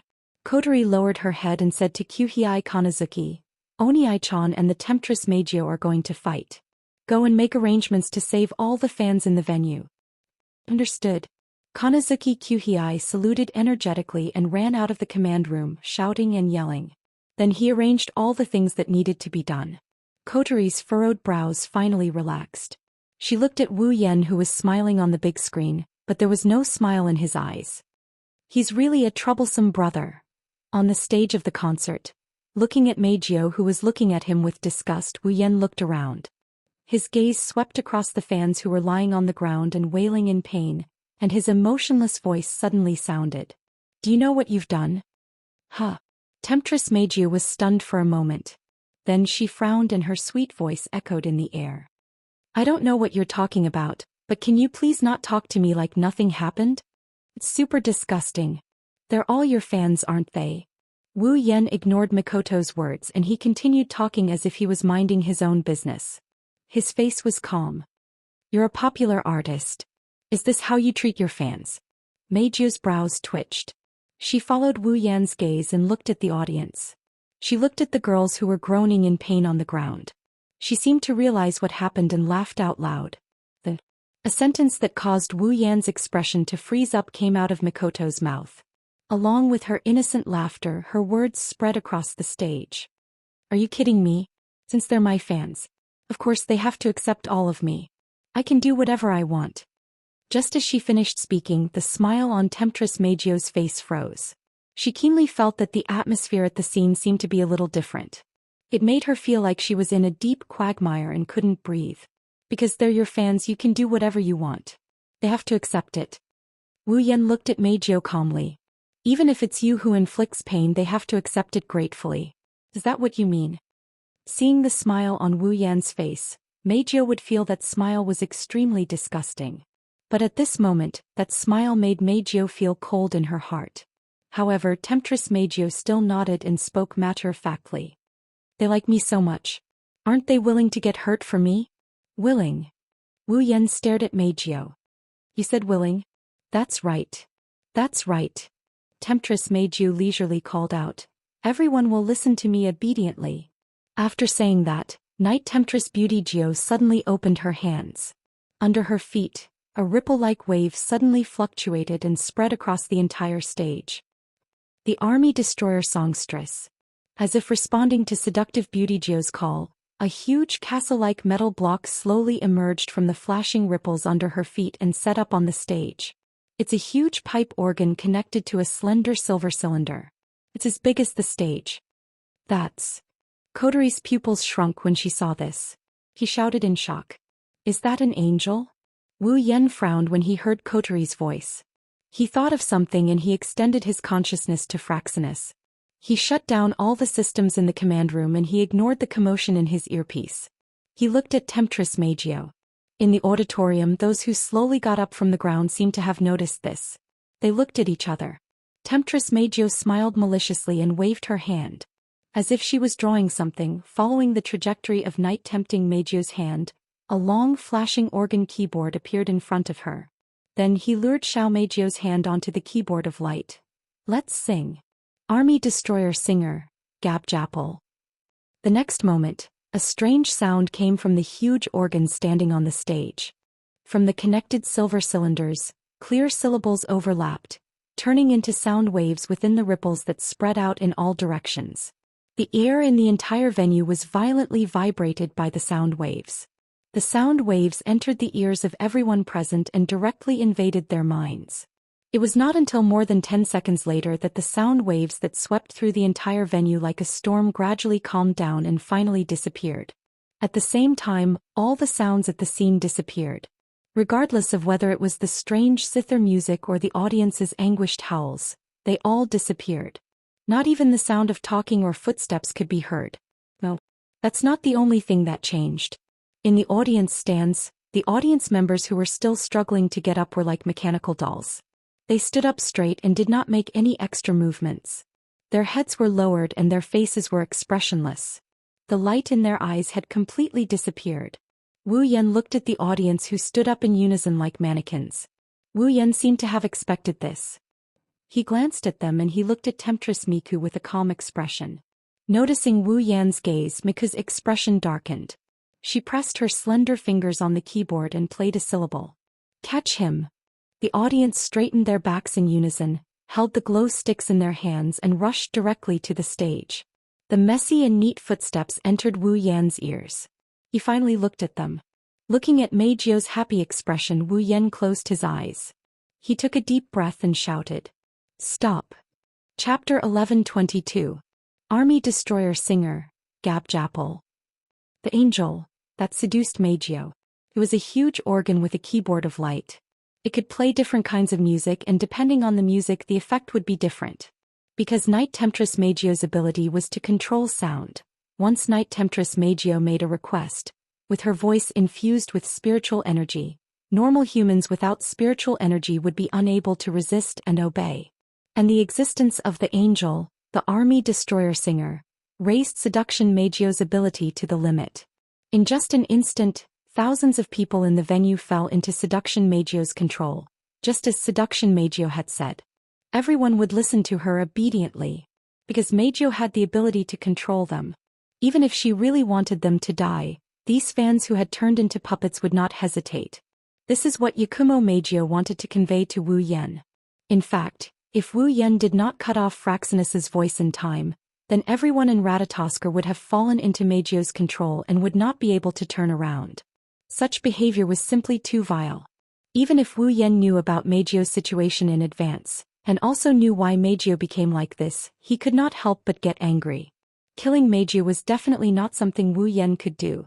But as for the actions of seducing Xiao Meijio, he also looked down on her. Wu Yan couldn't help but feel a sense of disgust towards this carefree, incomparably arrogant seductress who treats others like toys.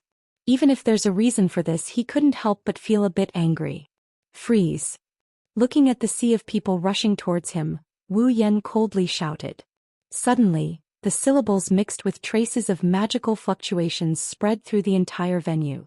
In the next second, All the people who were rushing over like zombies, as if they had heard the supreme command, all froze on the spot and could no longer move. How could this be? Temptress Meijio's bright silver eyes fluctuated violently. Her face was full of disbelief. Then she glared at Wu Yan hatefully. What did you do? What did I do? Wu Yan sneered. All I did was control their behavior. Compared to you who controlled their minds, what I did was much worse. You, originally before coming here and even after coming here I have been thinking about it. What method should I use to contact you without arousing your hostility? When Meijio was about to say something, Wu Yan suddenly changed the topic and interrupted her. Meijio froze for a moment as if she heard something funny, her face tensed up in disbelief. Contact me? Stop joking. Let dirty men like you come in contact with me. I might as well just die. As expected. Hearing the words that tempted Knight Meijio, Wu Yan nodded without changing his expression. That's why I've been very distressed, but now thank you what you did, I don't need to be distressed anymore. Hearing this, alluring Knight Meijio took a step back. In her heart, a bad premonition arose. She couldn't help but ask out loud. What do you mean? The meaning is very simple. Wu Yan narrowed his eyes. For the current you, I don't want to have peaceful contact with you anymore. Do you want to accept my lesson obediently, or do you want to struggle desperately and then choose the way to negotiate? Choose for yourself. Meijio's face was angry. She was so angry that she laughed. You're just a human. Do you think you've won? Sorry, I'm not a human. Wu Yan sneered. The real human should be you, right? When she heard Wu Yan's first sentence, Meijio was already stunned. When the latter sentence also fell into her ears, her expression completely changed. In the end it turned into thick shock. You know about me? Of course I know about you. Everything. Wu Yan waved his hand and interrupted Meijio's words again. But I've also said that I have nothing more to say to you now. Who will say anything to you disgusting men? Meijio's face was gloomy and she shouted with some resentment. Since you know so much, then take these secrets and die for me. Army Destroyer Singer, Rondo. As if she wanted to vent her resentment towards Wu Yan, Meijio stomped her foot fiercely. A circle of flashing ripples centered on Meijio's foot, and it kept fluctuating and swaying on the entire stage. In the next moment, a large number of silver cylinders emerged from the flashing ripples on the stage as if they were protecting their master, and also as if they were surrounding their enemy. In an instant the entire stage was filled with silver cylinders. It wasn't until they extended to a certain extent that those silver cylinders stopped. Then, like a microphone, the front end fell in the direction of Wu Yan. Only one of them was like a microphone aimed at Meijio's mouth. Meijio raised her body, took a deep breath, and faced the silver cylinder in front of her, and made a high voice that was enough to echo deep in the ear. The silver cylinder of Army Destroyer Singer continuously reflected Meijio's voice, and then it reverberated out from the silver cylinders aimed at Wu Yan. Like an invisible rope, it wrapped around Wu Yan's body. The sound waves that were invisible to the naked eye reverberated and shook the surroundings. Wu Yan only felt that his body seemed to be pressed down by something heavy from all directions, squeezing in the middle. Even his body became a little heavy, causing him to raise his eyebrows, and also causing Meijio to laugh happily. How is it? Isn't it amazing? My voice. Well, it is indeed amazing. Lowering his head and looking at his slightly bent fingers, Wu Yan also laughed. It's just that you made a mistake. Mistake? Meijio stared at Wu Yan with some displeasure and said in a sharp voice. It's already a great blessing for a man like you to listen to my voice. If you still have to comment on my voice, it'll be the most serious pollution in the world. If you can, please shut your mouth and don't taint my voice. Don't worry, it won't tarnish your voice. Wu Yan chuckled. This is not your voice at all, how can it be tarnished? This sentence was like a sharp arrow that mercilessly pierced into Meijio's heart, causing her to feel a sharp pain. Her face couldn't help but turn pale, and even the smile on her face became a little forced. I don't understand what you're talking about. It's not that you don't understand, you just don't want to face it. Wu Yan glanced at Meijio and declared bluntly. Don't you know that the reason why you have the voice you have now is because of the power of the elves? So what? Meijio bit her lips, and her extremely beautiful face was slightly distorted. The power of the elves is also my power. But the voice is not your voice. Wu Yan's words directly hit Meijio's heart. In the end, your current voice is just a fake. Shut up. Meijio's heart was completely messed up. She panicked, and at the same time she was angry. What do you know? I said I know everything. Wu Yan sighed and laughed self-deprecatingly when he saw Meijio's pale face contorting as she roared at him. Really, I already said that I have nothing to say to you, but in the end I still said so much. Really, even I feel funny. Along with this sentence, a ferocious magical heat flow suddenly erupted, blowing away the sound waves that were pressuring from all directions and rushing toward Temptress Meijio without any explanation. Ah! Knight Temptress Meijio was shocked. She subconsciously raised her hand and blocked in front of her in an attempt to block the magic power impact that blew over. But when she thought that her body was about to be hit by a huge impact, the magic power heat flow that was rushing toward her suddenly disappeared without any warning. Before Knight Tempter Meijio could react, several purple magic circles rippled around the stage. Immediately after, a chain that was suffused with a faint purple light shot out and wrapped around Temptress Meijio's body. She was heavily tied up and hung off the ground. Chapter 11:23. With a series of clanking sounds, the stage that was filled with silver cylinders not long ago was immediately filled with chains that glowed with purple light. Temptress Meijio didn't even realize what happened. Her plump body was firmly bound and she lost her sense of substance under her feet. By the time she reacted, she was already suspended in the air. In the blink of an eye, the situation reversed. What is this thing? Temptress Meijio couldn't help but struggle. Traces of spiritual power emerged from her body and supported her body, causing her extremely plump body to instantly possess strength that surpassed that of a human. Unfortunately, such strength in front of the lock of discipline forged by the gods only caused a crisp sound of collision. Let alone breaking it, it was impossible for her to break free. It's better to save some strength. Seeing Temptress Meijio constantly struggling, Wu Yan walked over the many silver cylinders on the ground and slowly walked in front of Temptress Meijio. He looked directly at her pair of bright silver eyes. With your strength, it's impossible to break free from the lock of discipline. Temptress Meijio's struggling figure stopped. Looking at Wu Yan standing in front of her, she couldn't help but feel a little scared. Who are you? Hearing Temptress Meijio's question, Wu Yan couldn't help but laugh. Don't you think it's too late to ask this question? Asking the identity of the person who came, no matter how you think about it, should be something you should do from the beginning.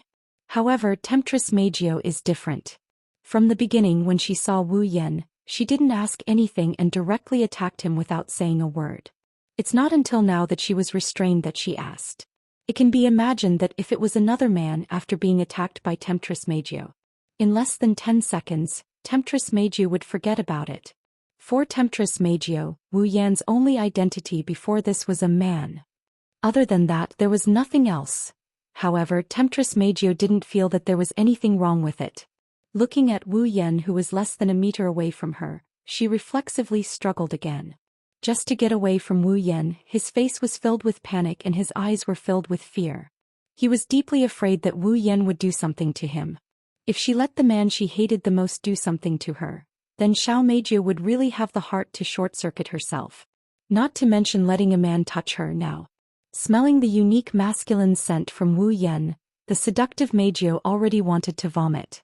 Wu Yan frowned and sighed when he saw the deep hatred in Knight Tempter Meijio's eyes.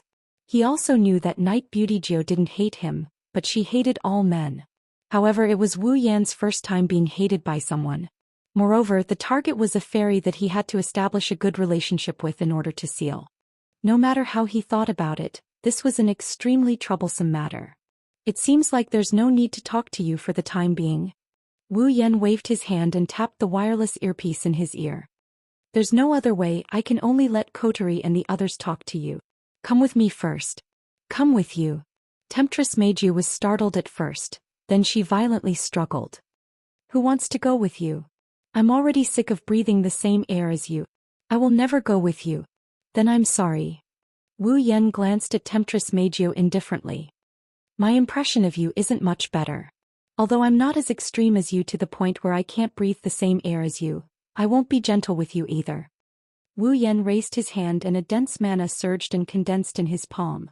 A black magic formation expanded from Wu Yan's palm without any warning. In a moment, it was as wide as Wu Yan's shoulder. The mana swirling around it was like bees that saw honey. It turned into streams of air and merged into the black magic formation, causing it to tremble. Buzz buzz buzz buzz. A buzzing sound reverberated from the magic formation under the influence of mana. 4 pitch-black rings seemed to have been launched. Against the sound of breaking through the air, they soared into the sky with a trembling sound. They circled above the stage for a while and then shot towards Temptress Magio's body. Amidst Temptress Magio's cries of alarm, 4 pitch-black rings seemed to have lost their shackles and shackles. They wrapped around Magio's limbs tightly and emitted a faint black light. Ping! Almost at the same time when the 4 rings were wrapped around her, the army breaker singer on the stage and the silver cylinders that covered the entire stage exploded and disappeared. Night Beauty Jiu also felt that the spiritual power in her body could no longer be mobilized. Aware of this, Night Beauty Jiu's pupils shrank and she screamed at Wu Yan. "What did you do to me?" Night Beauty Jiu's shout suddenly disappeared. Wu Yan, who was ready to accept the baptism of Night Beauty Jiu's voice, was startled and looked at Night Beauty Jiu. With this look, Night Beauty Jiu's sluggish expression fell into his eyes. Ugh. In a daze, Temptress Magio opened her mouth as if she wanted to say something. However, just as she said a complete word, the rest of her words turned into a muffled whimper. Night Beauty Jiu's sluggish expression changed. It became full of panic and despair. Her voice had disappeared. Realizing this, Night Beauty Jiu seemed to have encountered the most terrifying thing in the world. Her whole body trembled and she kept opening her mouth trying to make a sound. In the end, what she made was always an incomplete whimper. That was also natural. Seducing Xiao Meijio's voice was obtained by relying on the power of the elf, and the pitch-black rings wrapped around her limbs had already imprisoned her spiritual power. Naturally, the voice she obtained from the elf's power could no longer be emitted. Thinking of this, Wu Yan waved his hand and removed the lock of discipline. Night Beauty Jiu, who was free, had a sluggish face and directly lay on the ground. Then she crawled toward Wu Yan with a panicked face. She did not care that the person in front of her was the man she hated the most and grabbed his clothes tightly. Respect to me. Night Beauty Jiu was like a drowning person, using Wu Yan's clothes as a life-saving straw. Even if her hands were trembling, she still did not intend to let go. Her face was full of despair, fear, and terror. She begged at the top of her voice. Me. Looking at Night Beauty Jiu, who was kneeling in front of him and clutching his clothes tightly, her eyes were full of despair and begging. Wu Yan was silent. Night Beauty Jiu was a person who had nothing other than singing. This was not belittling Night Beauty Jiu but a fact. Whether it was in school or sports, Night Beauty Jiu's grades were at the bottom. She did not know how to cook or wash clothes. She did not even know how to take care of herself. Night Beauty Jiu was such an existence. The only thing that could be recognized by others and stand out was her singing. Therefore, for Night Beauty Jiu, singing was everything to her. It was also because of this only talent that Night Beauty Jiu successfully debuted as a singer at the age of 95 with the stage name, Xiao Dai Yuno. Men accounted for 90% of her fans. Originally, her path in the entertainment industry was quite smooth. It was not until she rejected the unspoken deal of a TV producer that everything changed. Scandal. A fabricated scandal. This sudden scandal caused Temptress Magio's reputation to plummet. The change in the attitude of the fans made her very painful, causing her to be mentally and physically exhausted. In the end, she even got psychogenic aphasia and lost her voice. From the beginning, Night Beauty Jiu had nothing else to do besides singing. From the beginning, Night Beauty Jiu had nothing else to do except for her voice. After losing the ability to sing and her voice, Night Beauty Jiu no longer had any value. Therefore, for Night Beauty Jiu, her voice was even more important than her life. Once such an important thing was lost, one could imagine how desperate it would be. It was also because of this experience that Night Beauty Jiu, who turned into an elf, no longer trusted humans. Especially men. She hated them to the extreme. That was why she treated men as slaves. That was why she treated women as playthings. That was why she used the power of the elves to manipulate others and do whatever she wanted. In the end, Night Beauty Jiu was just a victim, a pitiful person. Chapter 1124. If she lost her voice, she would lose her value. This point of view had long been deeply ingrained in her heart. In addition, she had already gone through such a painful experience and lost her voice again. The despair and fear in her heart were even greater than before. When she thought that she might be betrayed by humans again, her pretty face turned pale and lost all color. "Please give me back my voice." She wanted to say this sentence more than once, but she could not say it completely. She could only maintain her pale face and frightened eyes. She grabbed Wu Yan's clothes like a beggar, causing the entire stage to reverberate with intermittent hoarse cries full of pleading and fear. Give me." Lowering his head, looking at the begging temptress in front of him, Wu Yan's anger toward her arrogance was involuntarily extinguished. All his emotions turned into a bitter smile. A pitiful person must have something hateful. Temptress Meijio really fully demonstrated the authenticity of this point of view. Squatting down, Wu Yan made eye contact with Temptress Meijio's frightened and pleading eyes. He did not have the mood to teach her a lesson.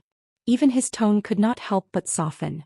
"I don't have any malicious intentions towards you. I just came to find you because of some things." Hearing Wu Yan's words, Temptress Meijio did not feel relieved. Her face was still full of panic and pleading. For Temptress Meijio, Wu Yan's intention was not important. What was important was her voice. She only knew that the man in front of her had taken away her most important voice. The helpless Temptress Meijio could only do her best to plead. She begged Wu Yan to return her voice, because other than her voice she had nothing else.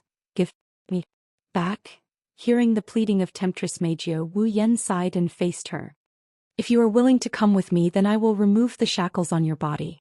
I will return your voice to you. How about it?" Hearing this, Temptress Meijio did not hesitate and did not resist like before. She nodded desperately, making Wu Yan feel pity for her. He couldn't help but reach out his hand. Wu Yan patted Night Tempter Meijio's head. As Night Tempter Meijio trembled and suppressed her fear, Wu Yan spoke gently. "Don't worry, I won't do anything to you and I won't take away your voice. You're not completely useless." Hearing this, Temptress Meijio was stunned for a moment. She suddenly raised her head and looked at Wu Yan. Her eyes were filled with disbelief as a storm raged in her heart. Apart from his voice, he was useless. If he lost his voice, he would no longer have any value. There was no more singing. "No one will love me." Without any sound, no one would protect her. Without music, no one would believe in themselves. Shouldn't that be the case? However, what was this man talking about? What could he say to himself who had already lost his voice? Not completely useless? Is that so? She stared blankly at Wu Yan, who was touching her head. His face was no longer cold as before. Instead, he had a gentle smile on his face. Temptress Meijio was at a loss. Why did she have a voice? Why did he seem to dislike her when she could make everyone like her? But why? She who had lost her voice, who had lost her value. But why was he so gentle to her like this? Who exactly was this man? For the first time in her life, Temptress Meijio had the impulse to understand a man. Wu Yan, who did not know what was going on in Temptress Meijio's mind, looked at Temptress Meijio's dull look and thought that he had caused her to hate men again. He could only smile helplessly and retract his hand. But when he retracted his hand halfway, it was immediately grabbed tightly by a pair of soft and boneless hands. Wu Yan was stunned. Not to mention Wu Yan, even Temptress Meijio herself was stunned. In her heart, an extremely surprised emotion rose. She actually took the initiative to grab a man's hand? Although she thought so, Temptress Meijio did not let go of Wu Yan's hand. Instead, she held it tighter and tighter. In her beautiful big eyes, there was a timid expression constantly fluctuating. She behaved like a helpless child, which was both lovable and helpless. However, Temptress Meijio, who lost her voice and everything, was indeed helpless at this moment. Therefore, she subconsciously wanted to rely on Wu Yan, who said, "You are not completely useless," to her when she lost her value. Even if the other party was the man she hated the most. Wu Yan scratched his cheek. He did not know what Temptress Meijio was doing. He simply held her hand and stood up from the ground. "Captain." At this moment, at the door, two voices accompanied by messy footsteps came from afar towards Wu Yan. When Wu Yan turned his head, Zhen Na and Yue entered his sight. Zhen Na and Yue jumped on the stage together and ran in front of Wu Yan. When they saw Temptress Meijio standing beside Wu Yan, they suddenly stopped and became vigilant. "Captain." Zhen Na looked straight at Temptress Meijio and asked Wu Yan without turning her head. "Are you okay?" Wu Yan smiled and shook his head. I'm fine, but you two came at the right time. Looking around at Temptress Magio's fans who were frozen by his words, Wu Yan pursed his lips. The audience here has seen how Knight Magio was tempted to use the power of the elves. Use the display device that can erase memories to erase them.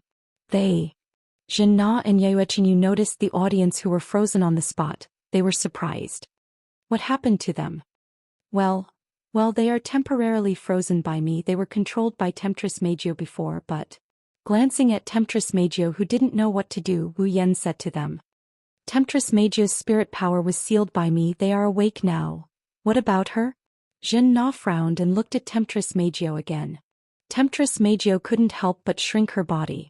Now, Temptress Magio not only lost her voice, she also lost her fighting ability. Facing Xianxia and Yueqinyu who were on guard against her, she didn't dare to be as arrogant as before. She can hate someone because of a small matter. She can also fall in love with someone because of a small matter. Without her power, she won't be at a disadvantage. Temptress Magio's values are very similar to a child's. It's extreme but also very cute. It should be fine here. Wu Yan said helplessly. I will bring Temptress Magio back to Fraxinus. We will talk about the rest later. Got it? Xianxia and Yueqinyu looked at each other and nodded. They started erasing the audience's memories.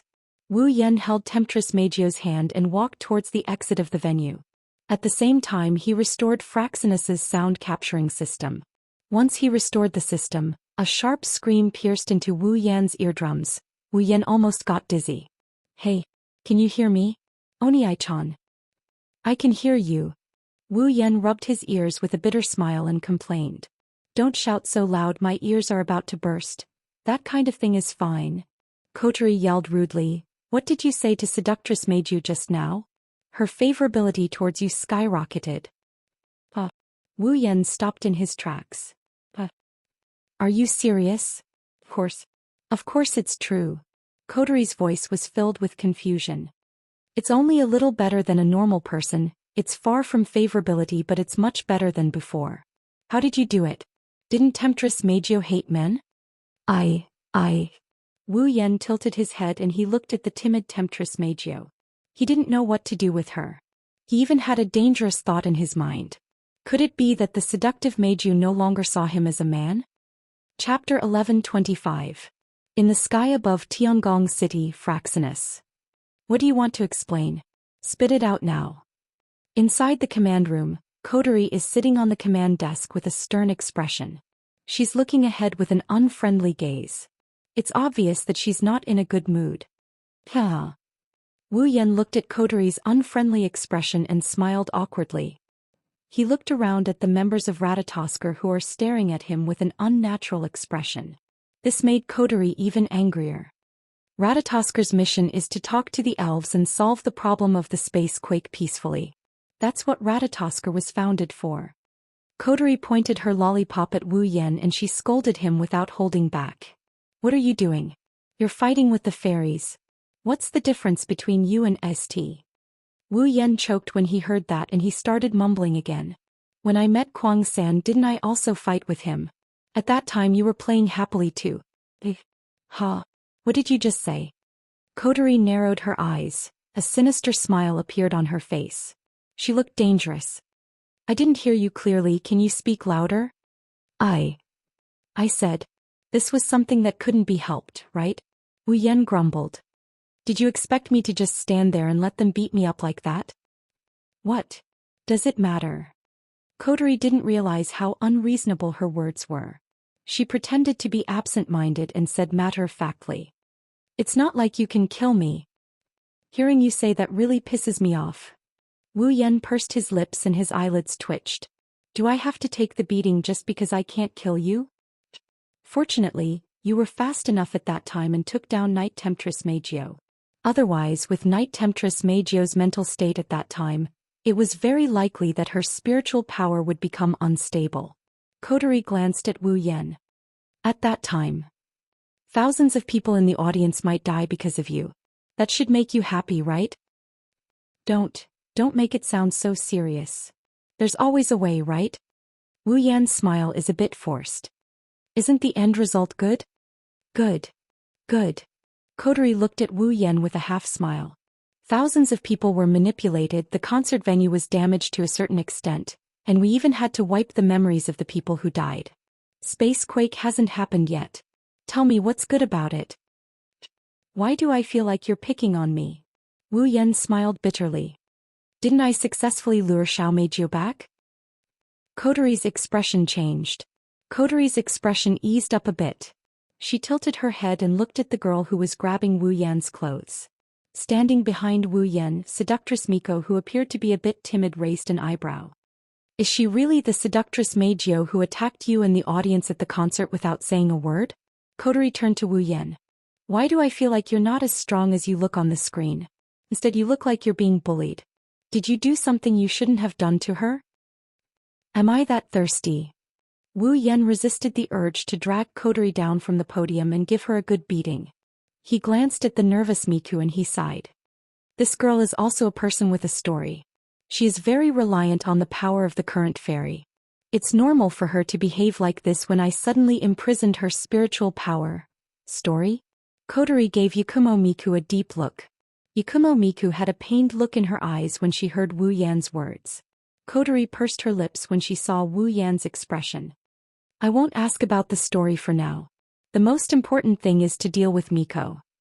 Coterie looked at Wu Yan. How do you plan to seal her spiritual energy? Sealing her spiritual power. Wu Yan turned around to look at Meijio. Meijio shook her head frantically and her eyes were filled with pleading. Wu Yan bitterly chuckled at this. According to the current situation, it's impossible for Xiao Meijio to willingly seal her spiritual power. It's impossible to seal her spiritual power for the time being. That's true. Coterie had a headache. What do we do? Do we just leave it like this? Is there no other way? Well, I do have a lot of ways to seal spiritual energy. Wu Yan shrugged helplessly when he saw Meijio's pale face. But if I seal her spiritual energy without her consent, I'll be no different from AST as you said. Wu Yan looked up and met Coterie's eyes. Moreover, tempting Knight Meijio's reliance on the power of the sprites is too heavy. If I really forcefully seal her spiritual power, it is very likely that she will have thoughts of suicide in her heart. I can't do that, suicidal thoughts. Coterie's face turned serious. Is it that serious? Wu Yan shrugged. He handed the information about Miko and Yukino that Shina, Yatsuki and Yukino collected for him to Murasame Rain. Murasame Rain understood and handed it to Coterie.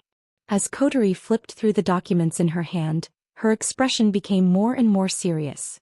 The atmosphere in the command room became heavier and heavier. When Coterie put down the documents in her hand and revealed a helpless expression, everyone looked at each other in dismay. Mikoto seemed to have guessed what the document in Coterie's hand contained. She clenched her teeth and started whistling faster. To the temptress Meijio, her past was an extremely painful experience.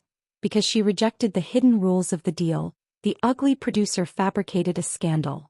Because of a scandal, she was betrayed by her fans who loved her so much. She lost her voice because of her disappointment in humans and despair. All of this to a young girl was too cruel. What's more, she was just a young girl who was good for nothing other than singing. To Meijio, the power of the elves was not so much a power as it was a means to support her survival. Under such circumstances, how could Knight Temptress Meijio give up her fairy power? The problem is, if a fairy's mood is unstable, her spiritual power will be unstable as well. She might cause a spacequake and bring disaster to this world. No one would be willing to let such a huge ticking time bomb run around. Didn't Coterie and the others choose to seal their spiritual energy? Sealing the spiritual energy of an elf who absolutely could not lose her elf power. Ratatoskr was faced with such a contradictory problem. I didn't think things would get this troublesome. Coterie frowned and unconsciously bit the lollipop in her mouth. I only sealed her spiritual power, I didn't seal it. Miko still has her own spiritual power, she just can't use it. Wu Yan pointed at Miko's clothes. That's why Miko's spiritual power is still intact. I can't make up my mind. Can't we cure Miko's illness? Coterie asked Wu Yan. If we cure her psychogenic voice loss, the problem will be solved, right? Yes. You said it's psychogenic. Wu Yan shook his head. No one can cure her other than herself. Suddenly, Everyone in the command room fell into a state of silence, including Temptress Meijio, who lowered her head. Her expression could not be seen. Looking at the distressed looks on everyone's face, Wu Yan patted his cheeks and pulled himself together. Let's put the matter of sealing Miko's spiritual power aside for now. Temptress Miko's eyes lit up. Wu Yan looked at Kotori. Kotori, can you give me some time? Yes. Kotori hesitated and nodded helplessly. Please, Oniai-chan. Chapter 1126. The blue sky gradually faded and was replaced by a blood-red sunset, and dusk, colorful clouds were floating in the sky, and the sunlight from the setting sun shone down on the streets, reflecting the faces of the pedestrians. Although it was already dusk and night was about to fall, the streets were still full of pedestrians. They were either housewives who had just bought the ingredients for dinner or students who were walking towards the residential area with a bag in their hands. It was quite lively. However, the night has been faintly visible and the sky is gradually dimming. It is believed that soon the people on the streets should be replaced by a group of night owls wandering in the night of Heavenly Palace City. It didn't take long for the pedestrians on the streets to become sparse. Similarly, it didn't take long for the eyes of the few pedestrians on the streets to be taken away by a man and a woman who were holding hands. To be more precise, it should be said that it was taken away by the woman who was holding hands. Her eyes were full of amazement. Wearing a gorgeous dress of light, the yellow and white color of the dress emitted a faint light under the light of the setting sun. It was very dazzling. The long violet hair fluttered up and down with the owner walking up and down, giving the illusion that every strand of hair could be seen clearly. It was quite eye-catching. Of course, what was more eye-catching was the girl's beautiful face that was suffocating and the hot body that was so full that few people in the world could compare with her. Such a girl who had the appearance in the body. Even the clothes of the girl were so dazzling, how could the girl not be eye-catching? Some passing students even had their eyes wide open, hearts almost jumped out of their eyes, including some female students. Fortunately, the true identity and appearance of the girl have never been made public. Otherwise, if people knew that the super popular idol Temptress Beautygio was in front of them and was holding hands with a strange man, then there would be a huge riot on the scene. And tomorrow there should be a lot of paparazzi and news reporters to carry out a huge operation to dig up the male lead of the scandal. In fact, not to mention others. Even Temptress Beautygio herself was shocked by her current situation. Her bright silver eyes stared at her hand that was held by Wu Yan. Temptress Meijio's mood was very complicated. Obviously she hated men the most. Just being close to a man would make her want to vomit, let alone being touched by a man. But it was this kind of him. No.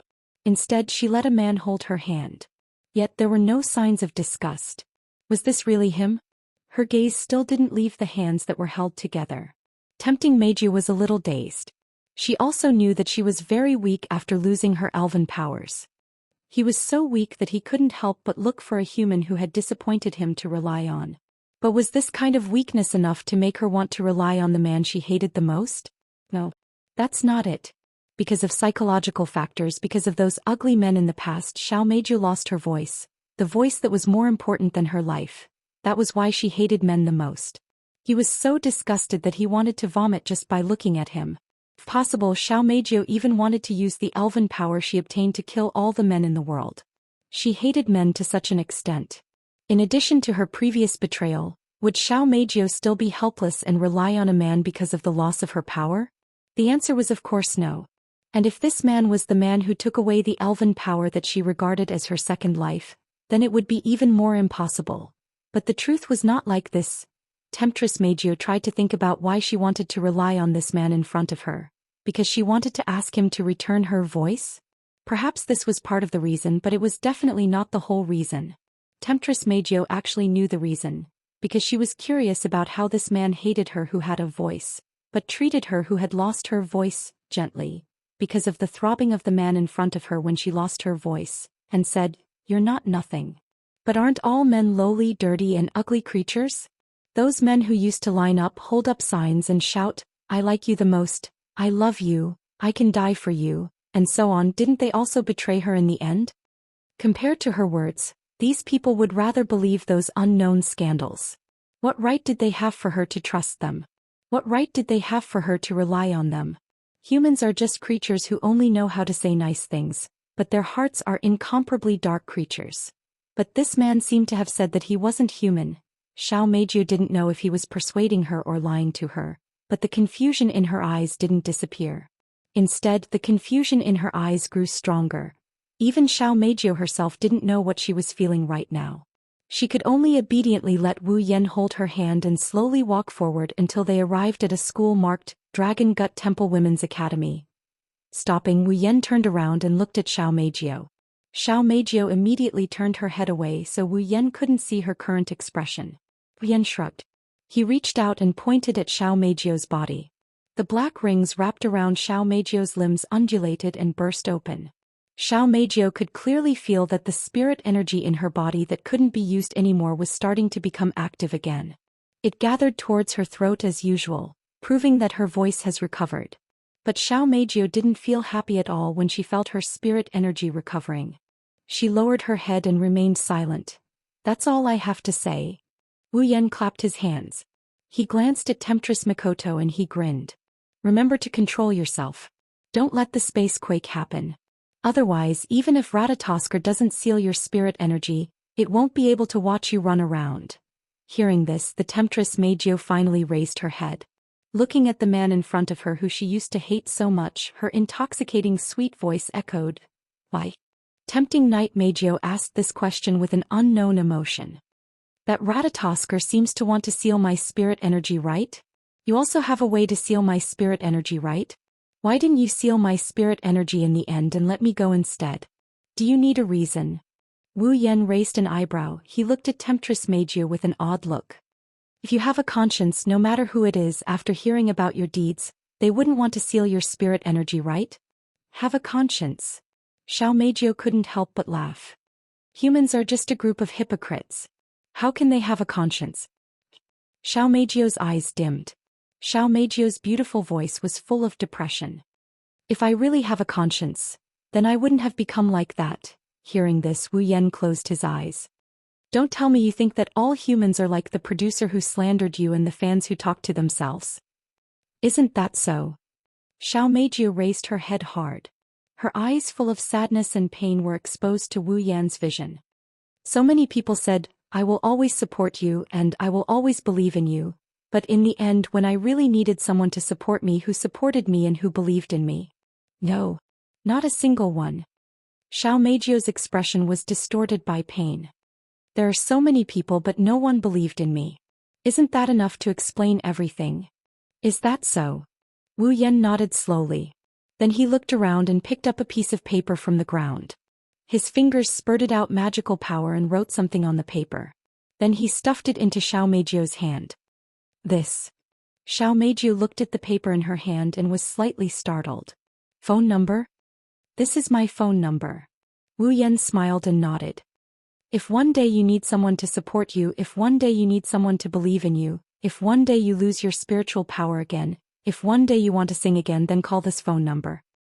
When the time comes, no matter where it is, I will definitely rush over. You.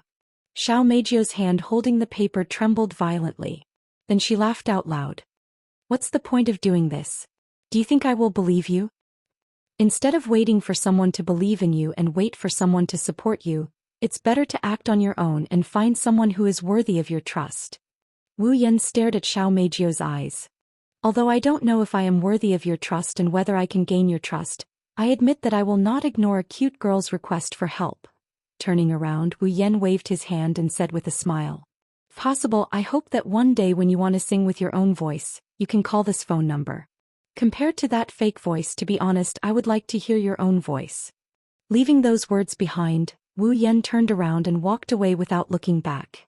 Xiao Meiju kept looking at Wu Yan's back until he disappeared from her sight. Then she lowered her head. Who would believe the words of men like you? When he said this, Xiao Meiju's hand was already tightly clutching the paper. Chapter 1127. As expected of my brother. Kotori's cheerful voice came from the other side of the earpiece. Wu Yan, who is heading home, found it a bit strange. It's not the first time I heard you say that, but why are you praising me all of a sudden? Ha! Kotori was surprised to hear Wu Yan's words. Isn't it obvious? It's because of your strategy on seduction, Meiju. Strategy on seduction, Meiju? Wu Yan blinked, he asked in confusion. What strategy? When did I try to seduce Xiao Meijio? As soon as he said this, the music in the earpiece immediately stopped. It was a long time before it started again. As expected of my brother. What are you talking about? Wu Yan shook his head, not sure whether to laugh or cry. I don't know what's going on. Isn't it praiseworthy for you to start a strategy without knowing what's going on? Kotori said with a half-smile. Started a strategy without knowing what's going on? Wu Yan scratched his cheek. Are you talking about me leaving my phone number with Seduction Meijio? Yes. That's it. Kotori said with certainty. Let me tell you. Because of what you did, Seduction Meijio's favorability towards you has increased by more than half. More than half? Wu Yan paused for a bit before he started getting curious. What's more than half favorability? Kotori muttered something in deep thought before she spoke. It's probably someone you care about. What the hell? Wu Yan pursed his lips in disdain. Only to the extent that I care about people. I thought you admired me so much because of how much progress I have made. Have you forgotten what kind of fairy Seduction Meijio is? Kotori scoffed. She's an existence that hates men and is extremely disappointed in all humans. Based on our current information, there's almost no one who can attract Yukio Meio's attention. You're the first. Wu Yan smirked. He puffed out his chest. That is indeed something to be admired. Don't get too cocky. Kotori poured cold water on him. If it's only at this level, there's no way to tempt Xiao Meijio to willingly seal her spiritual power. Ugh. You're right. Wu Yan rubbed his nose and sighed. But is it really possible to seduce Meijio into sealing her powers willingly? Well. It's up to you. Kotori said in a low voice. The only way now is to get Meijio out of her disappointment in humans and the world and cure her voice loss. This method is feasible. That's easy for you to say. Wu Yan tapped on his headset. If you were in Meijio's shoes, would you forgive her? Would you forgive those who betrayed you so easily? Well. So, it depends on what you do. Kotori snickered and teased. Since you can change Temptress Meijio's opinion of you, then add fuel to the fire and take her down completely. You can do whatever you want, right? Well. You're making me feel like I'm doing something evil. Wu Yan's mouth twitched. I just want to seal Meijio's powers. Seduce her as well. Kotori laughed eerily. Don't tell me you don't have such thoughts about seducing Meijio. I'll really despise you. Haha. Wu Yan laughed dryly and his face fell. Alright, I admit that it's a little... Kotori's decisive voice suddenly sounded in his earpiece. I despise you. Wu Yan almost tripped and fell to the ground. They looked like siblings, but they were actually lovers. Through the headset they started a pointless war of words. They only stopped when Wu Yan arrived at Itsuka's house. Wu Yan pushed the door open and walked into the house. He shouted, I'm back, as he walked towards the living room. Originally, Wu Yan wanted to go back to his room, but when he saw the corner of the hall, he stopped in his tracks and walked into the hall with a puzzled look on his face. In the living room, Kurumi, Toka, Yoshino and Shiori were sitting around the table. They looked excited. On the table there were several boxes that looked like they were sent by mail. Under the actions of 4 young girls of different sizes, they were taken apart one by one. Wu Yan walked over with a strange expression. What are you doing? Kurumi, Toka, Yoshino and Shiori stopped what they were doing and smiled at Wu Yan. You're back? Yeah. Wu Yan nodded. He sat between Kurumi and Toka and looked at the items in the boxes. He was stunned. This is... Wu Yan took out the item from the box and laid it out in front of him. He was a bit surprised by what he saw. Kimono? Kimono. Kotori's confused voice came from the headset. Why is there a kimono? Why is there a kimono? Wu Yan repeated Kotori's words to Shiori. Shiori giggled in response. These kimonos are for the Chinese Valentine's Day festival in a few days. Chinese Valentine's Day festival? Wu Yan ignored Kotori's voice and looked at Shiori. The festival will be held in a few days? It's July 7th in a few days. Chinese Valentine's Day, isn't it? Shiori rolled her eyes at Wu Yan. She didn't like the fact that he forgot about such an important date like the Qixi festival. The Chinese Valentine's Day festival is held annually. Everyone in Heavenly Palace City knows about it. Shido, haven't you attended it before? Yeah. I've never participated in this. Wu Yan admitted without hesitation.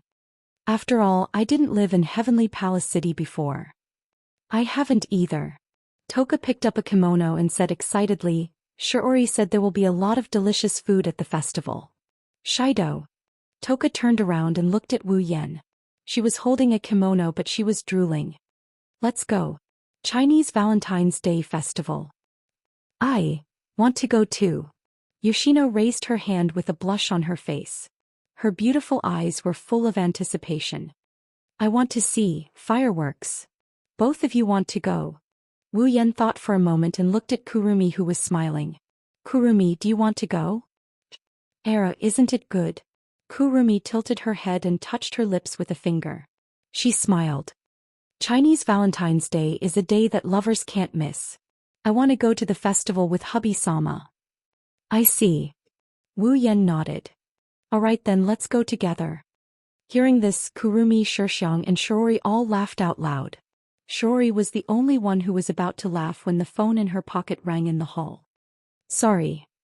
Shiori looked at everyone apologetically and picked up the phone. Who is this? After Shiori's voice fell, the phone was silent. After an unknown amount of time, a cold and emotionless voice came out from the other side. It's me. Shiori was stunned for a moment and exclaimed. Origami. The entire hall fell into silence. Everyone's gaze fell on Shiori, making her feel even more pressured. She wiped the sweat on her forehead and forced a smile. What's the matter? Origami. Chinese Valentine's Day Festival. Toka Origami used her usual straightforward and emotionless voice and said to Shiori, I want to invite you to go with me. Wah. Shiori immediately remembered the last time she went shopping with Origami. A wave of dizziness suddenly enveloped her. Before Shiori could refuse, Origami spoke again. I'll let you know when the time is set. Origami hung up the phone as if she didn't want to give Shiori a chance to regret her decision. Hearing the busy tone from the phone, Shiori lowered her hand like a corpse and looked at Wu Yan and Co. for help. Ahem. Wu Yan coughed and stood up. Since Shiori has an appointment, we'll go by ourselves. Yes. Kurumi, Toka and Yoshino stood up and followed Wu Yan out of the hall. At the scene, only Shiji, who seemed to have lost her soul, remained in a daze for a long time. Chapter 1128. Heavenly Palace City, Itsuka's house. I'm full. With a look of infinite satisfaction on her face, 10 incense lay on the table and twisted her body in a happy manner. Oh, Shido's cooking is still so good. Yoshino rubbed Yoshino's small head and nodded in satisfaction. Although Yoshino was still a little timid, he was much better than before. At the very least, Yoshino could easily express his emotions with his actions like now. Although I think so too. Shiori sighed as she rubbed her stomach. But losing to a boy in cooking. It's a bit complicated. Shiori-san, not everyone can eat Haosama's cooking. Kurumi held a cup of black tea and drank elegantly. Haosama is very lazy. Don't you think it's tempting that he's willing to take the time to cook for us? Hearing Kurumi's words, Shiori's little face immediately turned red. Obviously, Kurumi had hit the nail on the head. Shiori's expression was stiff. She looked at Shiori, who was lying on the side with a happy face, and then looked at Kurumi, who was elegantly drinking tea. She didn't know why, but she looked at Shiori as if she hated iron for not becoming steel. As for Kotori, she wanted to say something but she gave up when she remembered she had to pretend to be a good girl in front of Shiori. Alright, since you're all full, let's go find something to do. Wu Yan shook his head in exasperation and chased the girls away from the table. Clean up the tableware, get ready to bathe. Yes. Toka, Yoshino and Kotori leisurely dragged their words and walked out of the hall with Kurumi's light laughter. Only Shiori was left behind. Let me help you. Saito. That would be great. This is a wolf who slacks off whenever he can. Wait. Everyone. Kurumi stopped Kotori, Yoshino and Toka, who were about to return to their rooms. He licked his lips and a mysterious smile hung on his face. There's something I need to discuss with everyone. Hearing this, the three girls stopped and looked at Kwang San in confusion. Discuss. Kotori was surprised. You actually took the initiative to discuss something with us, that's strange. What's the matter? Kurumi. Toka stepped forward enthusiastically. If there's anything you need help with, I'll be sure to help. Me too. Yoshino nodded weakly. If possible, I'll be sure to help. Era. I really have to thank everyone for this. Kwang San's eyes curved into beautiful crescents as she smiled. But it's not that I need your help with anything, there's just something I need to decide in advance. Kurumi looked around at the three girls who were full of doubt, then casually opened her mouth to speak. The arrangements for tomorrow's Chishi festival. The Chishi festival. Kotori and the other two repeated the story in unison, and the confusion on their faces only increased instead of lessening. Era, don't you three have any ideas? Kurumi's eyes widened a little as if she had seen something unbelievable. Then he laughed out loud again. Chishi is a festival for lovers. Don't you want to monopolize Owen-sama and spend a beautiful night with Owen-sama? The air at the scene suddenly froze. Monopolize Shido. Toka started to think. Spend time with Owen-sama. Kotori's eyes were filled with hesitation. We had a wonderful night. Yoshino's face turned completely red. Seeing Kotori's reaction, Kurumi's delicate face revealed a triumphant smile. It's Chishi after all, we're usually together and will always be together in the future. Today is special. I also want to be alone with my lord husband and spend the Chinese Valentine's Day together. Kwang San pointed at her face with her finger. So, let's discuss who will monopolize Owen-sama tomorrow. Shurdao has already agreed to accompany me to buy octopus yaki. 10 Incense immediately declared arrogantly. Or is that so? Kurumi's smile didn't change as she replied to Toka. Then Owen-sama will be monopolized after we buy octopus yaki, right? Toka choked. Big brother is not very familiar with the roads in Heavenly Palace City. Kotori explained with an unnatural expression. I have to show Owen-sama the way. Kotori-chan, don't worry. Kurumi's smile didn't change. I've lived in Heavenly Palace City for a long time, I'm familiar with the roads. Kotori choked. I. Yoshino's face turned redder and redder. She became redder and redder. In the end, she simply pulled her hat over her head and didn't even say a word. Yoshino gave up. Kotori narrowed her eyes and looked at Kurumi when she saw Toka and Yoshino being knocked down by Kurumi. Do you want to monopolize that guy? Era, I do want to monopolize Owen-sama. Kurumi smiled wickedly. Kotori was about to retort but she changed the topic. But that's a bit overbearing, I don't want Owen-sama to be unhappy. Speaking up to here, Kurumi finally revealed her purpose. How about we have a showdown here? A showdown? Toka paused. Then he clenched his fist with high fighting spirit. Fine. I will not admit defeat. Wait. How are we going to do that? Kotori frowned.